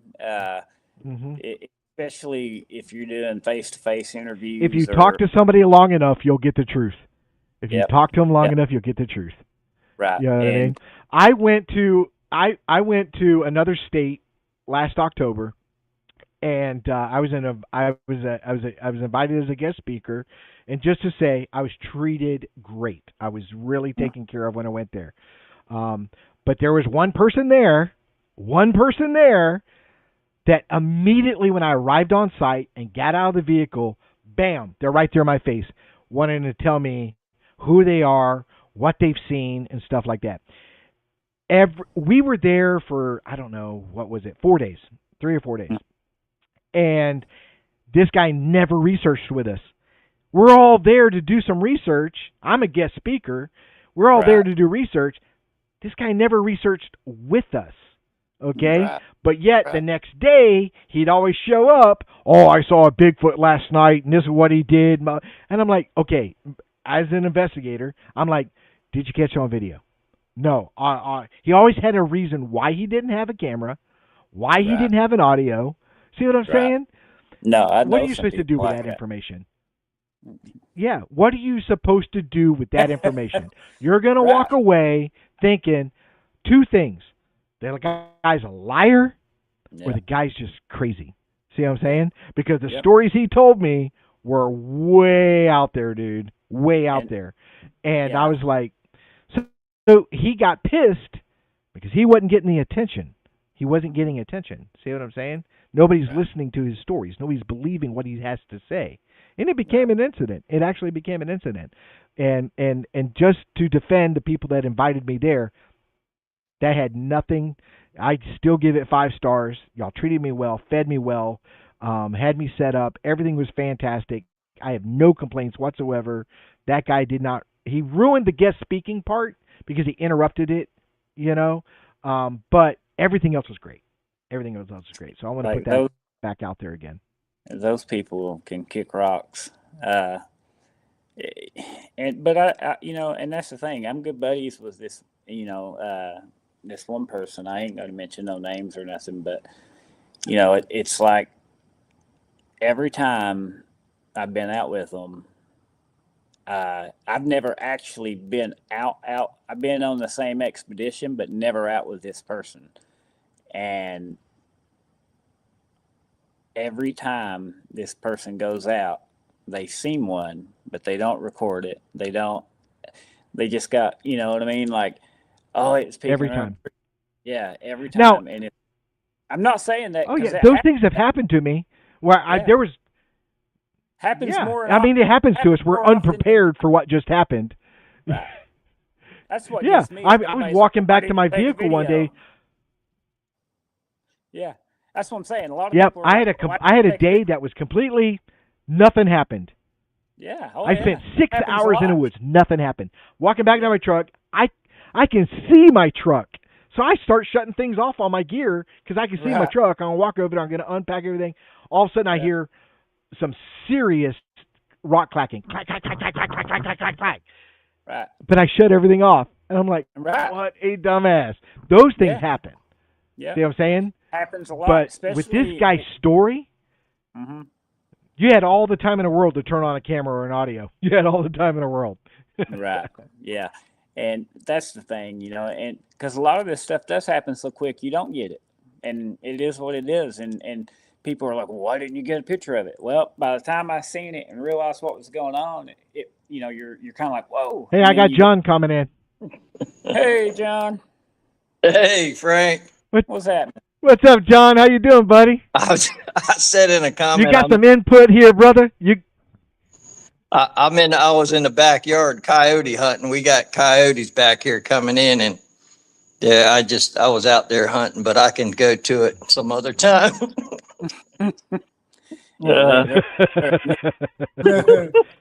John's been on the show before. John Yeah. was our first year. You know, he was on our show. Where are you from? So what'd you think about tonight? Me? Yeah, you. What I think about tonight? Good discussions. Yeah, Interesting. and he wants to, and he also wants to know where you're from. Well, right now I'm in Brandon, right outside of Valrico, right outside of Tampa. Oh, okay. Right. Yeah, but you'll probably hear an accent from Maryland because I'm originally from Maryland. Are you a Some- Baltimore fan? What's that? Are you a Baltimore fan? We won't hold that against No. you, John. Yeah, please don't. Aw, I'm a Baltimore fan, man.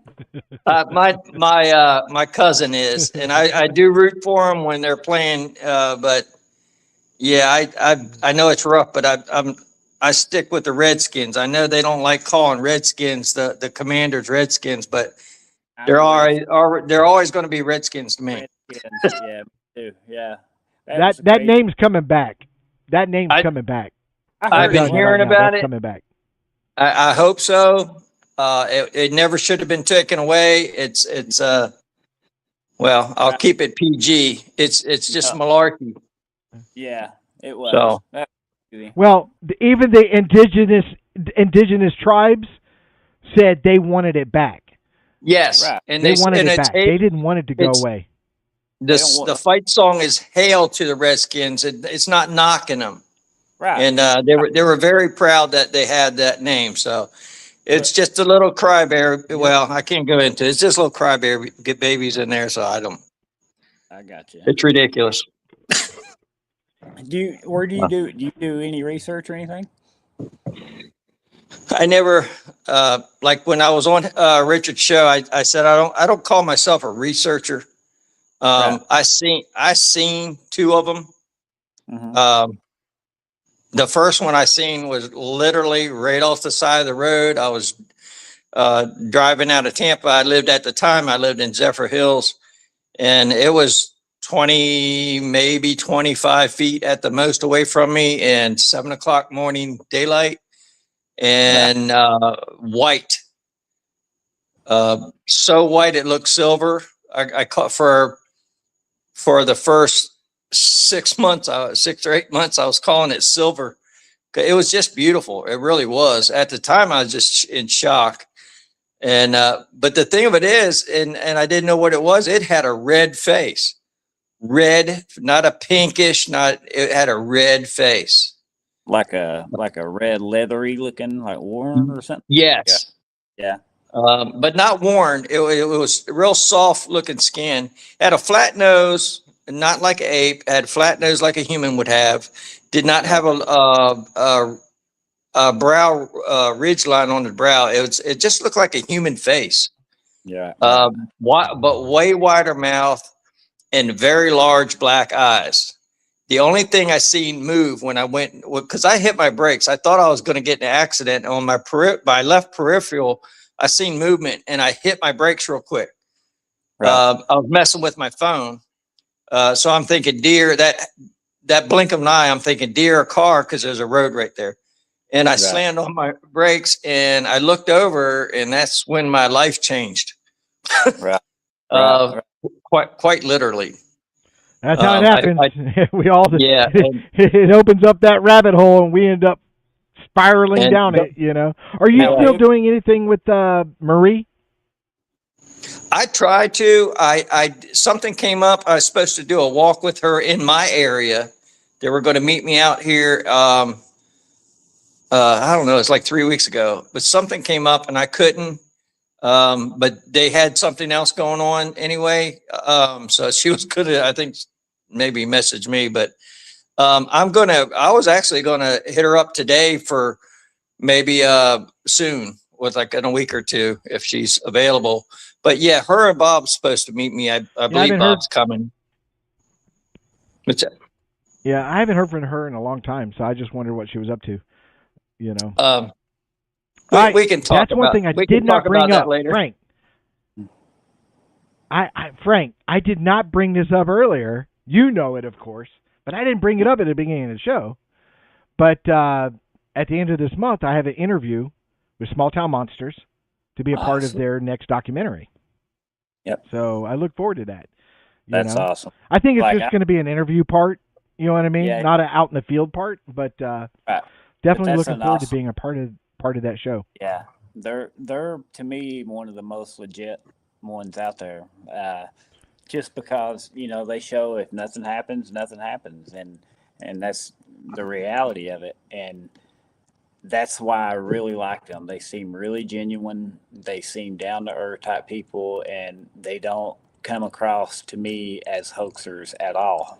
And there's a lot of them out there. When I had Alex on the show, which is a great interview. If anybody gets a chance to see the show where we had Alex Petikoff on, I can't remember if I brought it up first or he brought it up first, but we had talked about it on the phone. We were talking, but he really makes the environment, the world that they're in, whatever environment, if it's Alaska or Oregon or wherever they're at, he makes it the co-star.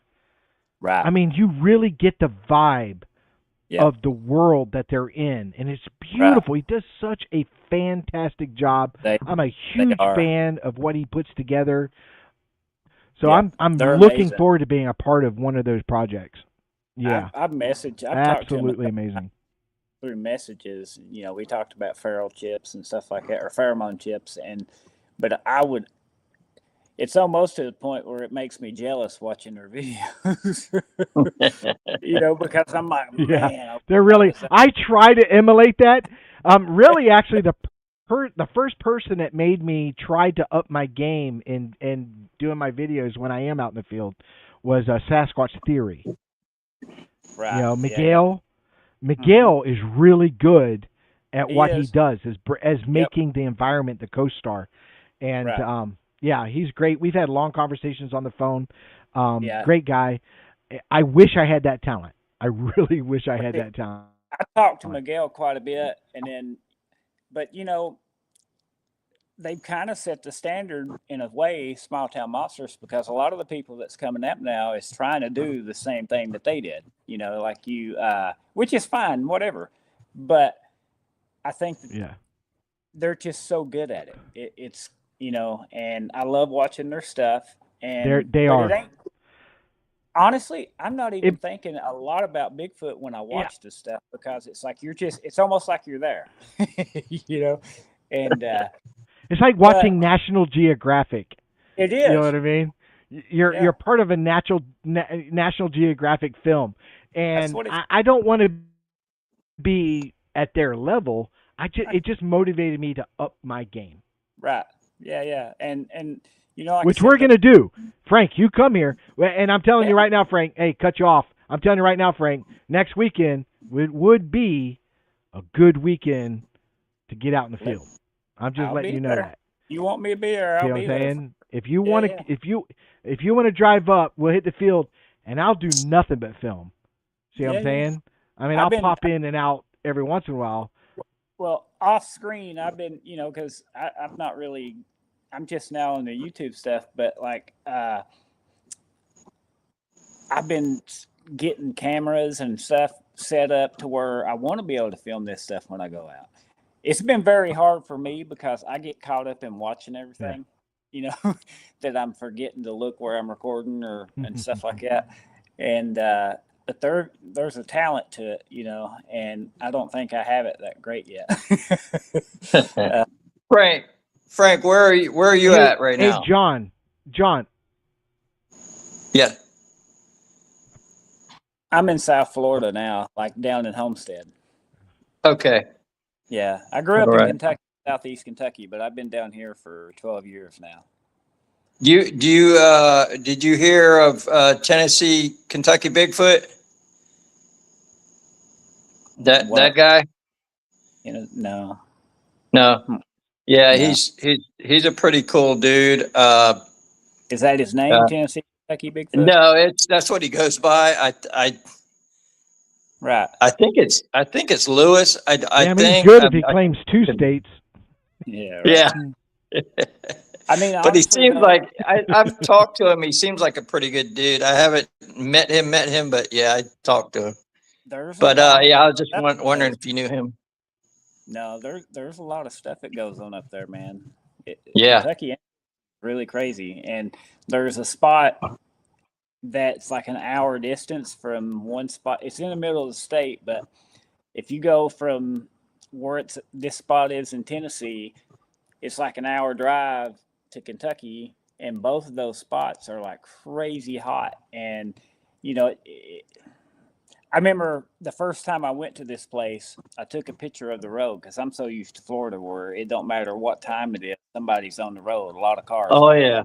Oh yeah. And I get up there and I'm driving always. and I take a picture and I posted it, and people were like, "Is it a ghost town?" Because there wasn't nobody on the road. I mean, this is like 4 o'clock in the day.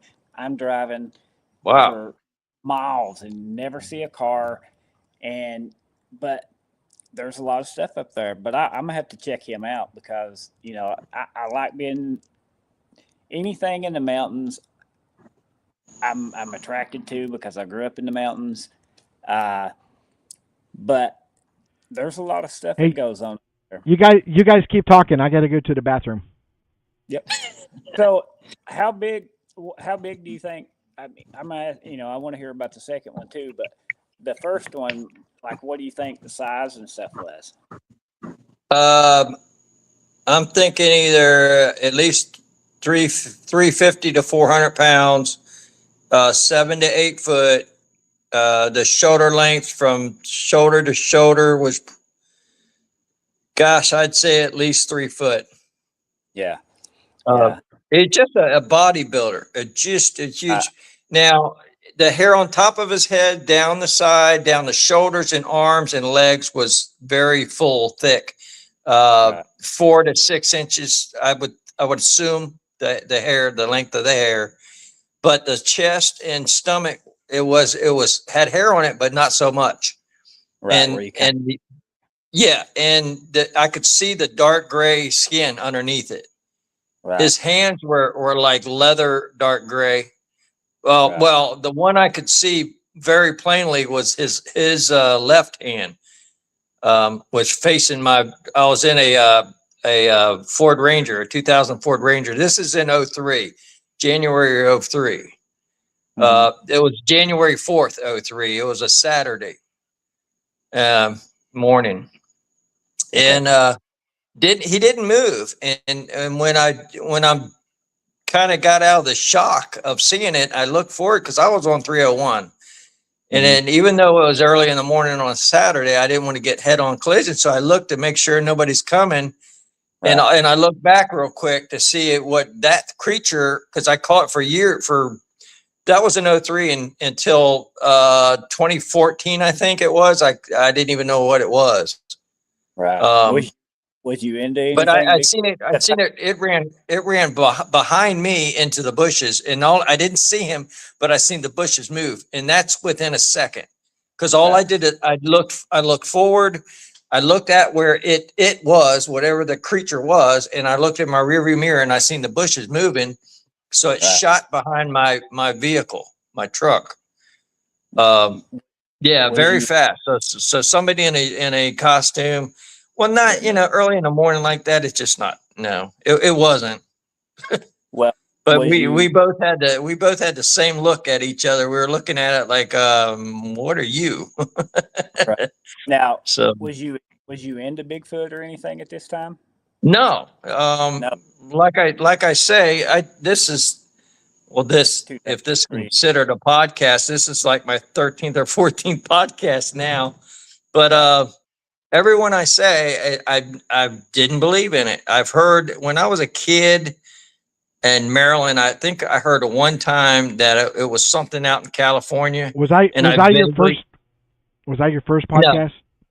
No, you were Okay. The hell was you third. then?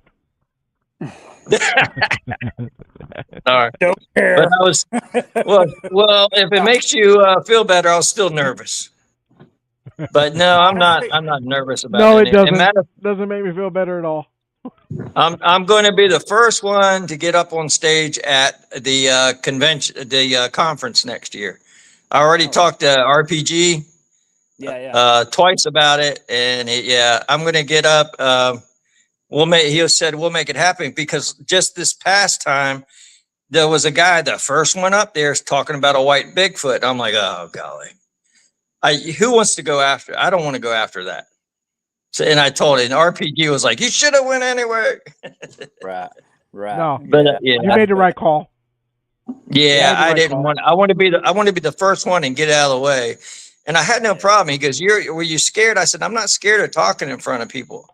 I don't want to pray in front of people, but I can talk in front of people. But Yeah, I'm not scared of talking in front of people. I'm just scared of being naked in front of people. Yeah, that'd be embarrassing. I'd be scared. Well, it depends on your perspective. I'm 62, so yeah, that'd be terrible. Everything's not right. I'm not used to seeing myself on camera, so like I don't have, I just be myself because, I to be honest, I don't really like seeing myself on camera. It's weird. Yeah. But at the same time, it is what it is. If you're gonna get out there and search, I at least want to be able to, if I do get that shot or if I do get that video, it's not that I'm trying to like be popular by no means. I could care less about any of that. But Right. if I get the shot or whatever and I decide to put it out there, I want to be able to back it up with everything that they need. If they're, you know what I'm saying, like what they were talking about earlier. Where's the timestamp? Where's all this stuff? Where's the original? And that's why I would record. Yeah. But it's, man, a lot of the stuff that happens, it happens just like bam, and it's over. And I don't know. What was your second? How'd your second one go? It was I was in another vehicle. At the time I had an SUV, and I was going early Saturday morning, and I was going to my buddy's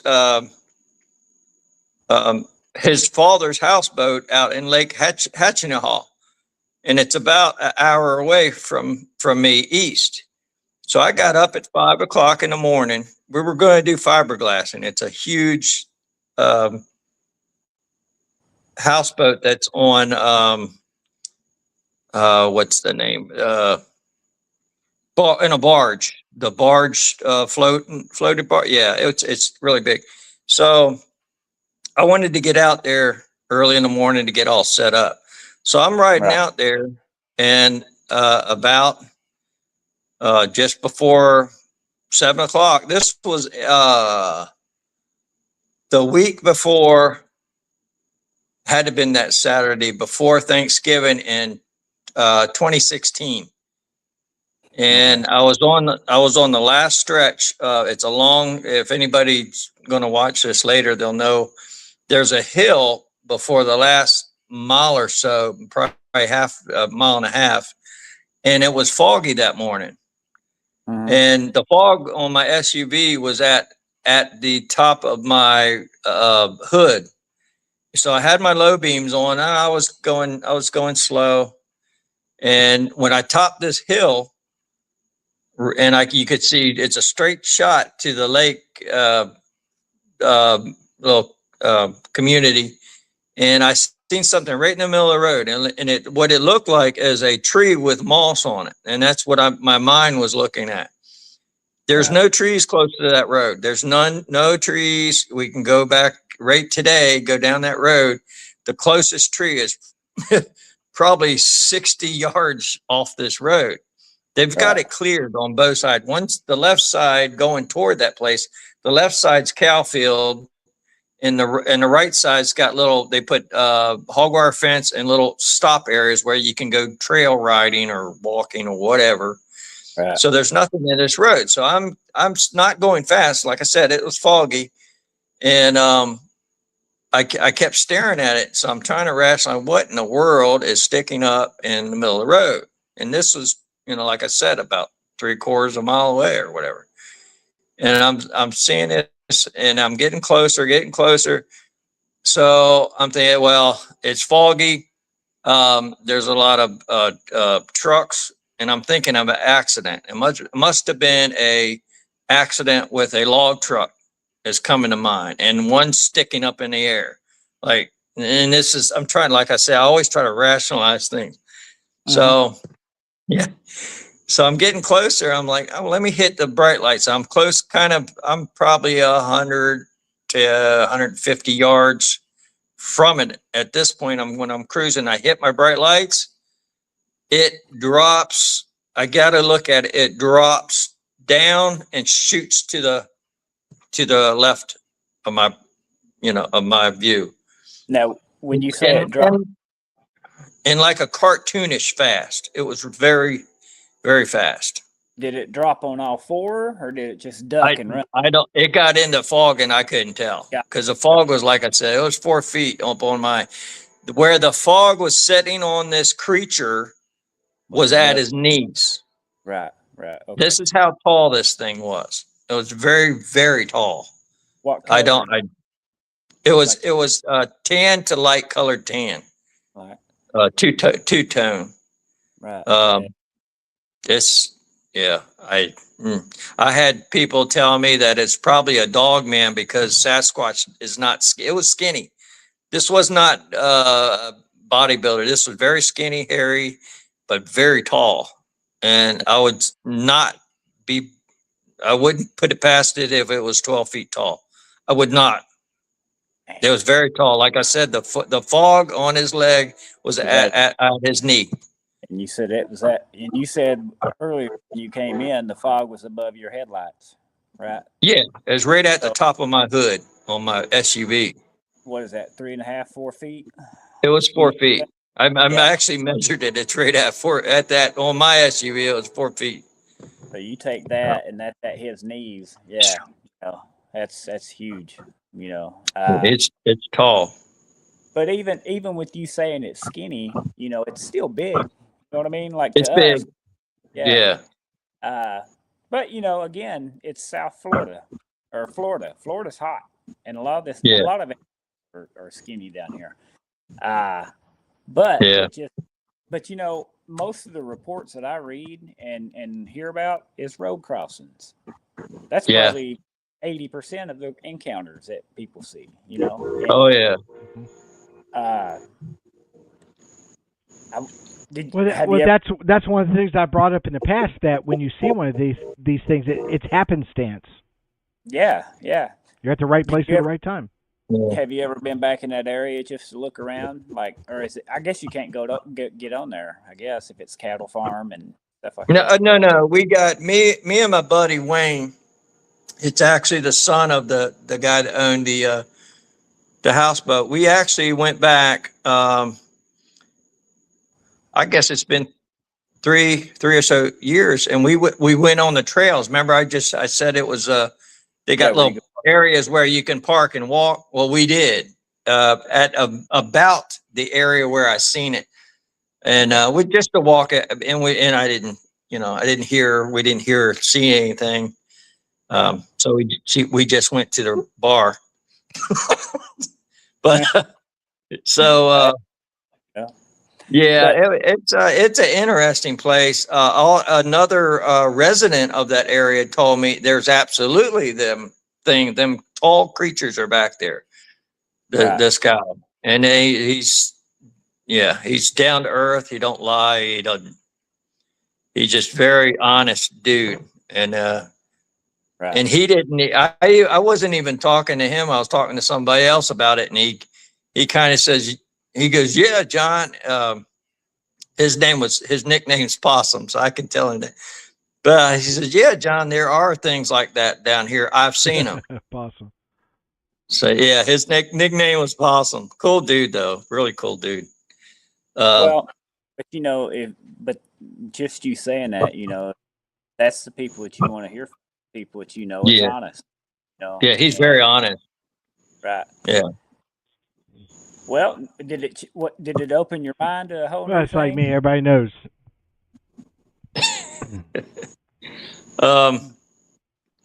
Yeah. Well, let me back up. Before I seen the second one, I think it was 2014. I started getting on YouTube and listening to stories. So I've about Sasquatch, Sabe. I don't like to call them Bigfoot. It's just condescending because they are a Right. I agree. humanoid vehicle, a person. So, I agree. I mean, I don't like saying it either, but it just comes yeah, out. I know. Well, people don't know. I talked to somebody Yeah, I actually mean, today. it becomes.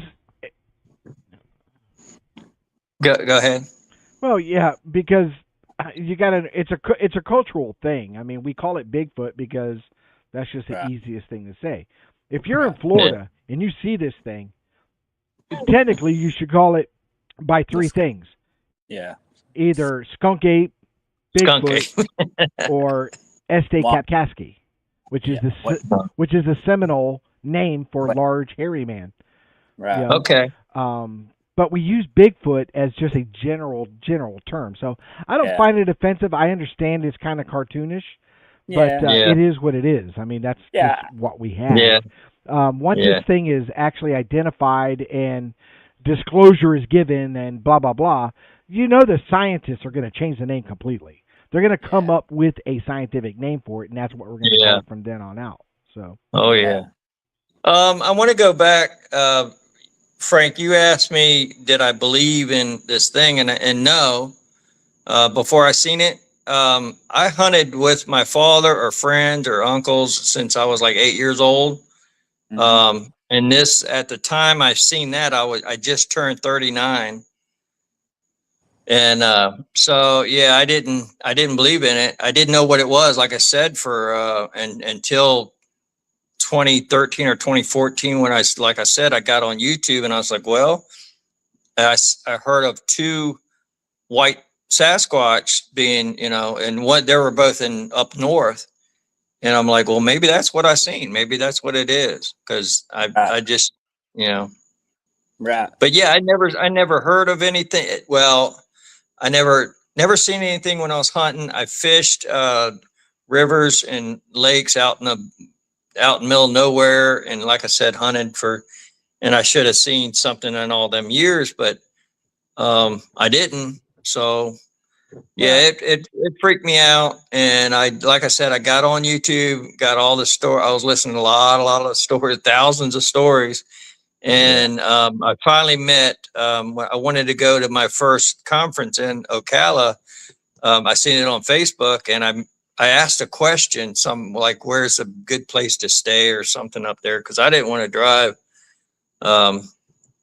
back and I wanted to stay up there.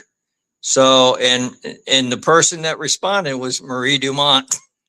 And, that's, her asking me my story until today. Is it just me being on right here today? It's like therapy every single time I tell my story or hear somebody else's story. It's like therapy because it took 19 and a half years for me to tell somebody that I didn't even know. Right. Yeah.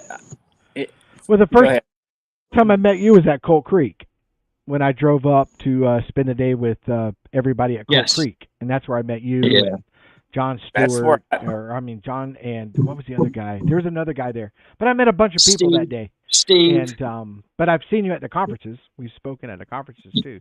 Oh, yeah. Colt Creek's the place for me and my kids. Stewart, right? Steve Stewart? No, Steve. But, I can't think of his last name. He lives in Mount Dora. He's part of the BFRO. Because him and actually, I think I've had him. Bob knows him. Bob knows him very well. Marie Dumont's Bob. Yeah. So I know you don't. yeah, Oh, okay. they're buddy. Yeah. Oh yeah. Okay. Okay. Well, I've been up in. But that was the first time I met you guys was at Colt Creek, and I hadn't been to Colt Creek in a long time, and spent the day with you guys and stuff like that, and it was an enjoyable day. Yeah. I'm more of an individual because I research independently by myself, and there was a big crowd. I mean, there was 20, 25 people there, and it was hard when we went out into the woods to be around that many people. So I kind of broke away because if something's going to happen, or if Bigfoot's interested in what's going on, he's interested in this crowd, I want to be on the outside of the crowd to hopefully pick something up. You know what I mean? That was my idea, was to get away from the noise, because there was a lot of children, get away from the noise, and view it from the outside looking in. So I'd be like on the perimeter and stuff like that, Well, see, that's but what I didn't happened. get anything that day. There, nothing out of the ordinary or anything. See, I went to Colt Creek because I'd been watching YouTube and I'd heard stuff about them coming in and peeking on the crowds and stuff like that. So when we went up there, same thing, big crowd, but they all stayed down kind of close to the crapper house or whatever it is, where the toilets and stuff was. Yeah. And then, Right. They're all hanging out down there. So I put my tent way the air conditioned toilet. So I put my stuff way down on the other side, and I was pretty much the only one down there, and everybody was hanging out on the opposite side of the field down there by the fire pit and all that stuff. But my goal was, if anything's going to come, they're probably going to come from this direction because everybody's down here and it'd be easy. And when we got back from that, 30, 40 man march, when we got back, me and my kids was walking back to the tent, and we all seen it at the same time. They was big eyes, big amber looking eyes that was behind the tree, but it was only about my height. I'm 5'10", 5'11", and it was probably eye level with me, but it was just like swaying back and forth behind a tree like that. Yeah, I hear that a lot. Well, we watched it, and I thought, man, because I got there late and I didn't get time to get my gear on and stuff like that. So I turned to run to go back to my tent to get my thermal. And when I took off towards the tent, my oldest boy was like, "Oh well," it took off running. You could hear it splashing and tearing through the woods. Oh wow! The next day, that morning, we went out there to see if we could find any tracks or anything, and it was standing in probably knee-deep water, so you couldn't really see anything. But around 2:30 that night, my oldest boy, he's sitting there on his phone, trying to go to sleep, and I'm laying over there, and he says, "Dad," he said, "there's something walking around the." And I just blew it off because I figured, he's nervous or whatever. I was like, it ain't nothing. And he's like, "No, I'm serious." He said, "There's something around the tent." So I started listening, and you could hear footprints, like footsteps coming around the tent. And then it didn't last super long, but it probably lasted a good 10, 15 seconds. And then you didn't hear nothing no more. So I couldn't tell you. Now, were you out with Marie Dumont when we went out? It was one of hers, but I think it was 2023 or something like that. So that was the cold night. Yeah, it was cold. Yep. Yeah, well, you were out. I was out there with you. I don't remember you, but I was out there. Okay, yeah, I had a teepee tent way back in the far back. Okay, all right. Yeah. All right. I remember the TP tent. Yeah. The morning or the night when you said you seen that activity, something woke me. Something bumped against. I had a cot up against my tent in the back part of my tent, and something bumped that cot. Bumped it and woke me dead out of sleep at like 3:30, 4 o'clock that morning. And I just got to sleep probably an hour ago. Right. So, yeah, it was around 2:30, 3 o'clock when this happened to us. And we heard footsteps come by the tent, and it startled my son. Wow. And then it must have just kept walking, you know what I mean? Because it wasn't like it walking around my tent, but it went by my tent because when the one that we seen that took off tearing through the woods, there was somebody had a hammock out in the woods right there, and it ran towards that way. I don't know if they was in it Oh, when it, but they was like right there in the direction that it took off. But I don't know if they was in it when it happened. Yeah, that was Jeff. He Jeff? came up. Yeah, this guy. I don't remember his last name, but yeah, he's one of my Facebook buddies. He's like a homeless dude, but he rode his bicycle that the day I know. before from Tampa all the way up to Coal Creek. That's wild. Yeah, he was like, That's dedication.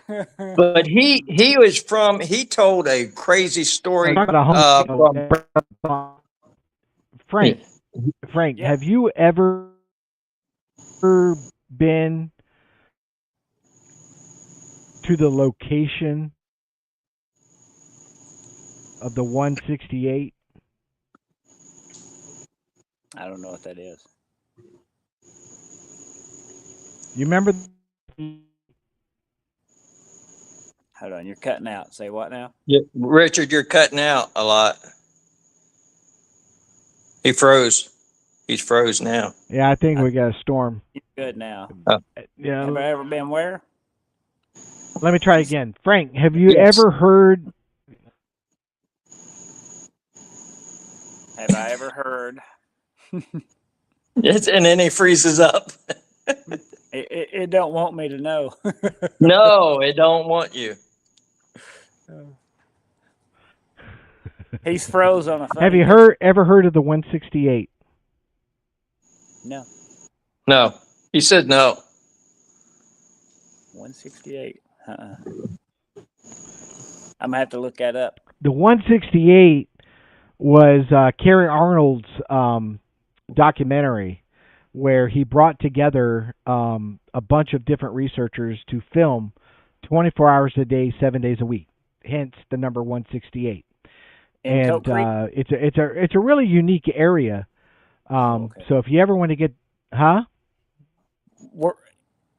Is it up Yeah, that way? around Coal Dupree. Creek? Yeah, Oh, out okay, there at gotcha. J.W. Corbett and Dupree area. Okay. We have to take a day and go out there and stuff like that. You'll actually enjoy that very much. That was the actual area, a very, very first First encounter.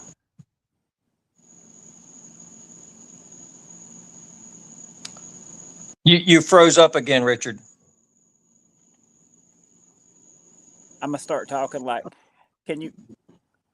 Right. Can you? Oh, Right. Yeah. You're good. Ah.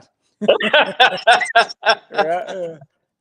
No. Oh, that- no. That would be a place I would check out, and then that one I told you in Polk at that campsite, we got to go there too, because that one was within a year, and that one came from a reliable resource that Yeah.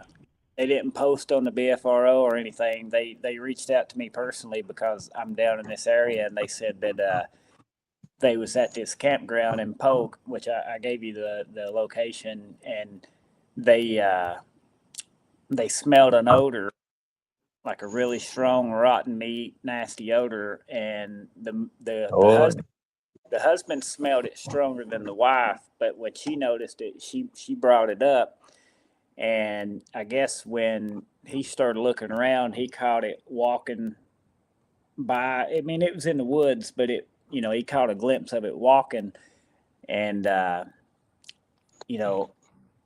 that's a place I want to go check out. Just because it's a primitive campsite, and I believe that they hang around these campsites and wait for people to leave and try to go and see if they left any food or anything like that, and maybe kind of sneak in and steal stuff, which you hear all the time. But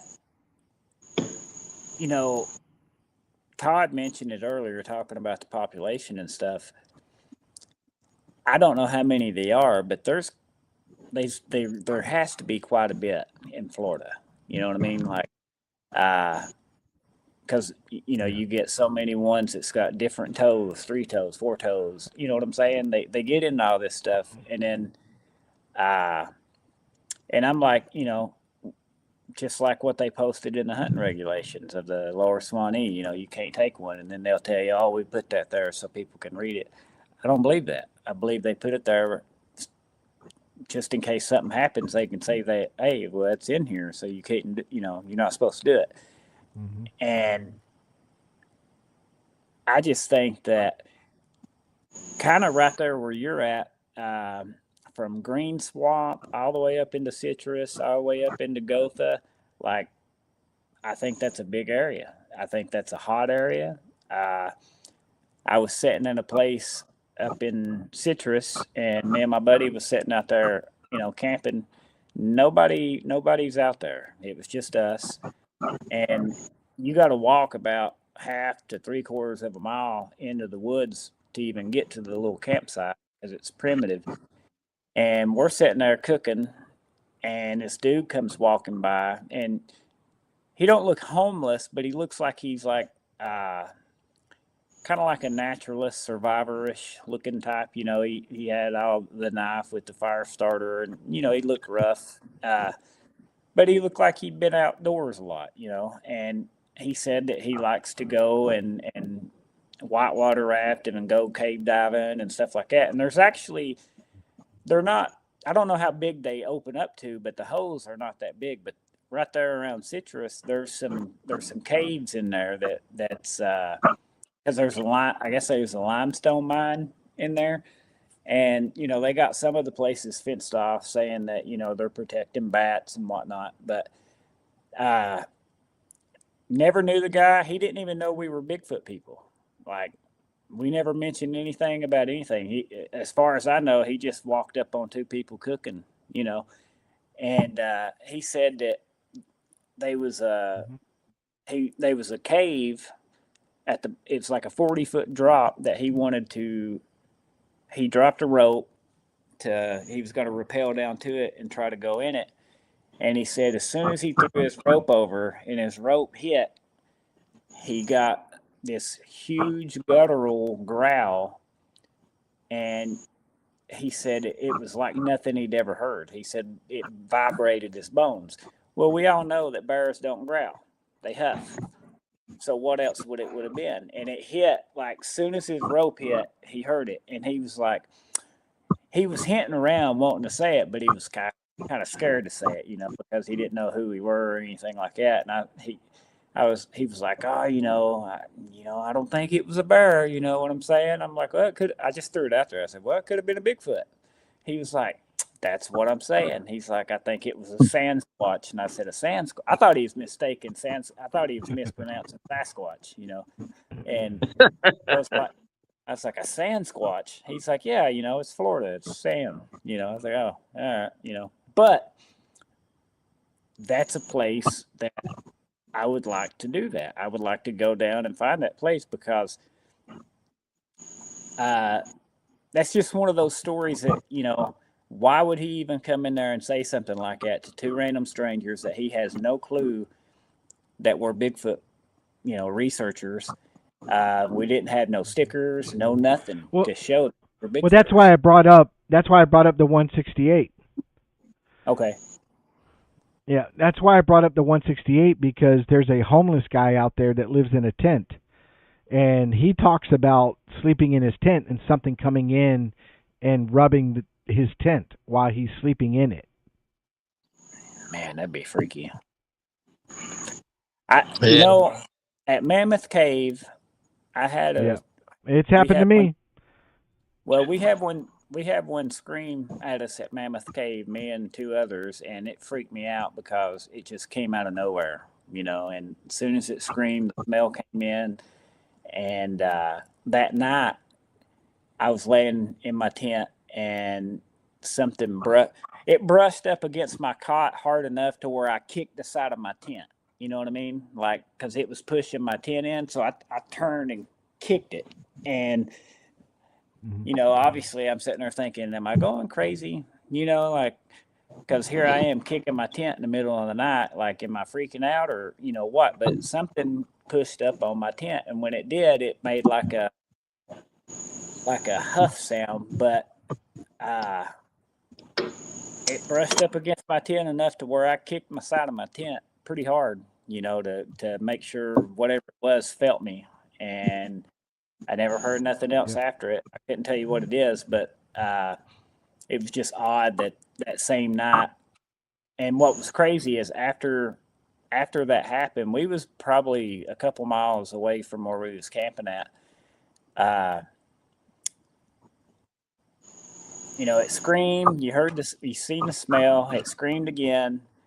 The smell came in so thick that you could taste it, and it lasted for about 15 minutes.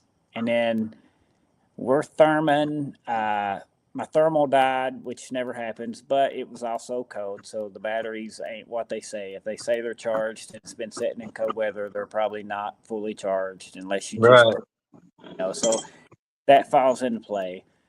My buddy, I handed it to him because I thought I seen a heat signature behind the tree, but it was, very vague. And I handed it to him, and he was looking in a different direction, and he said he thought he seen something poke around a tree. But anyway, when we left, it's a pretty good walk back, a couple miles. And when we got back to the campsite, we got that smell again. And it wasn't as thick, but it was vague. You just caught a whiff of it in this little area. But, we started thinking, well, maybe it followed us back, or whatever. But because, sometimes they tell you, instead of walking on the trail, go about 10, 15, 20, 30 yards off the trail and walk the trail, but walk it on the side, which, it's hard to do sometimes. But that was the first time I never packed. And the scream came within 30 yards, and as soon as it did, I jumped up to run, man. I ain't gonna lie, because I didn't have nothing to protect myself. And then I stopped because I thought, don't run. That's, if whatever it is, if it ain't that, it may chase me, so I stopped and sat there for a minute, and you could hear stuff moving, but that same night, something rubbed up against my tent, and I kicked the far out of it, and whatever it was got a boot. But you hear about that, and there was a woman I listened to recently. She was homeless. Go ahead. No, go ahead, Frank. No, there was a woman I was listening to recently. She made a 911 call because she was homeless, and she was, I don't remember what state she was in, but she was living in the woods off the side of a highway, and apparently she'd been living there for years, and she called 911, and on the 911 call, she says that she sees this thing. She don't know how to describe it. It looked like a big hairy person, and it was eating a dead deer that was out, just off from their tent. And it scared her because she'd never seen nothing like that, and it was close to her tent. And but she called 911, and when the cops showed up, they went looking around and didn't find anything. But for you to call 911 with that type of story, and you're homeless, and she just sounded real believable. But to think, you're sitting there, and all of a sudden you walk back to your tent, and here's this big massive animal sitting there just eating a dead deer. Anybody, to me, if you're calling 911, you're either freaking out or you really got something going on. And she didn't sound like she was freaking out. They said that she wasn't drinking. So that was an interesting story. And I think that I heard that story. I could be wrong, but I think it was Pennsylvania. Because I remember hearing that story. Another guy with her, and I don't know if they was just two homeless people hanging out, but I don't know. I know, he was saying the same thing, and they said, well, when the cops were coming, because she was trying to give them directions, hey, I'm just past this light to the right, about 40 yards in the woods, and they said, well, can you walk out to the road? That way you can flag them by. And she's like, I'm not getting out of my tent.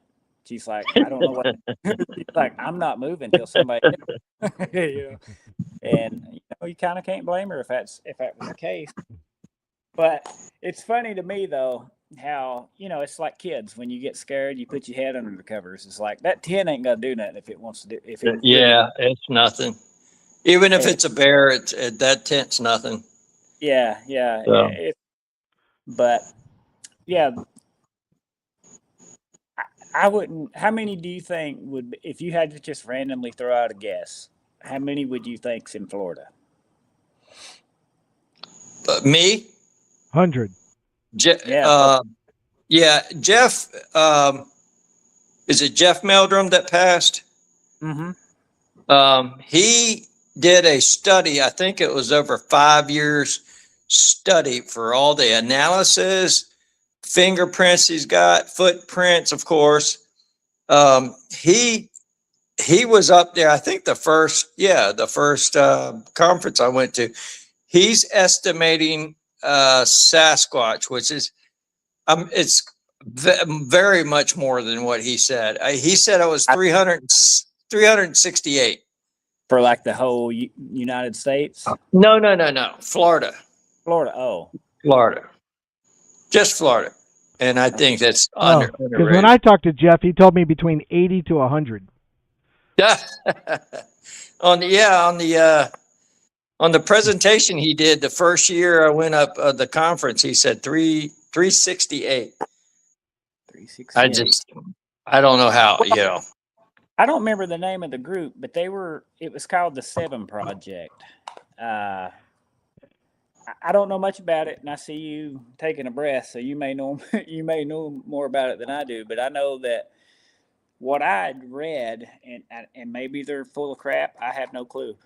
But they put out a thing where I guess the story that I read or heard them talk about was that they knew where a group of these things were, and they put these little radar. It's like trackers on burrs. That way, if they rubbed across it, it would pick up on them and they could track where they was going. And according to them, they had tracked a family group that was, I think, 7 or 8, and they tracked them and they was trying to like learn their migration patterns off of that. Now, whether it worked or not, I don't know, but I think it was called the 7 Project or the X Project or something. But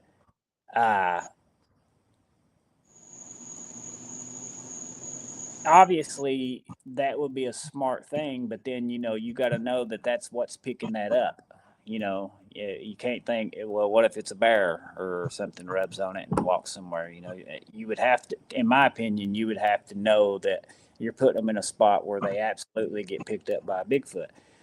Yeah. But I don't know enough about it, but something like that would be smart. But then again, you would have to absolutely know that's where they are, and I don't know if that's the case.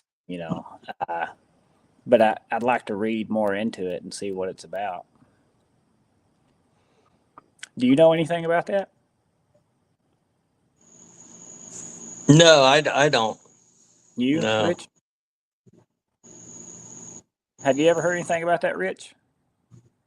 Well, I'm getting a lot of distortion. I'm getting a lot of feedback here. So, no, I'll look into it. That's one of, if we'll talk on the phone and I'll be able to look into that particular thing. Right now I'm getting a lot of distortion. I'm not getting half of what you guys are saying. So maybe, I think it's StreamYard. It's not mine. My weather's cleared up and stuff like that. So, but, yeah. We might have to go ahead and end the show because I'm getting, like I said, everything is glitching right now. So, like right now, I don't even see Frank at all. I think he turned off his camera. No, I'm not showing that he shut off his camera. Oh.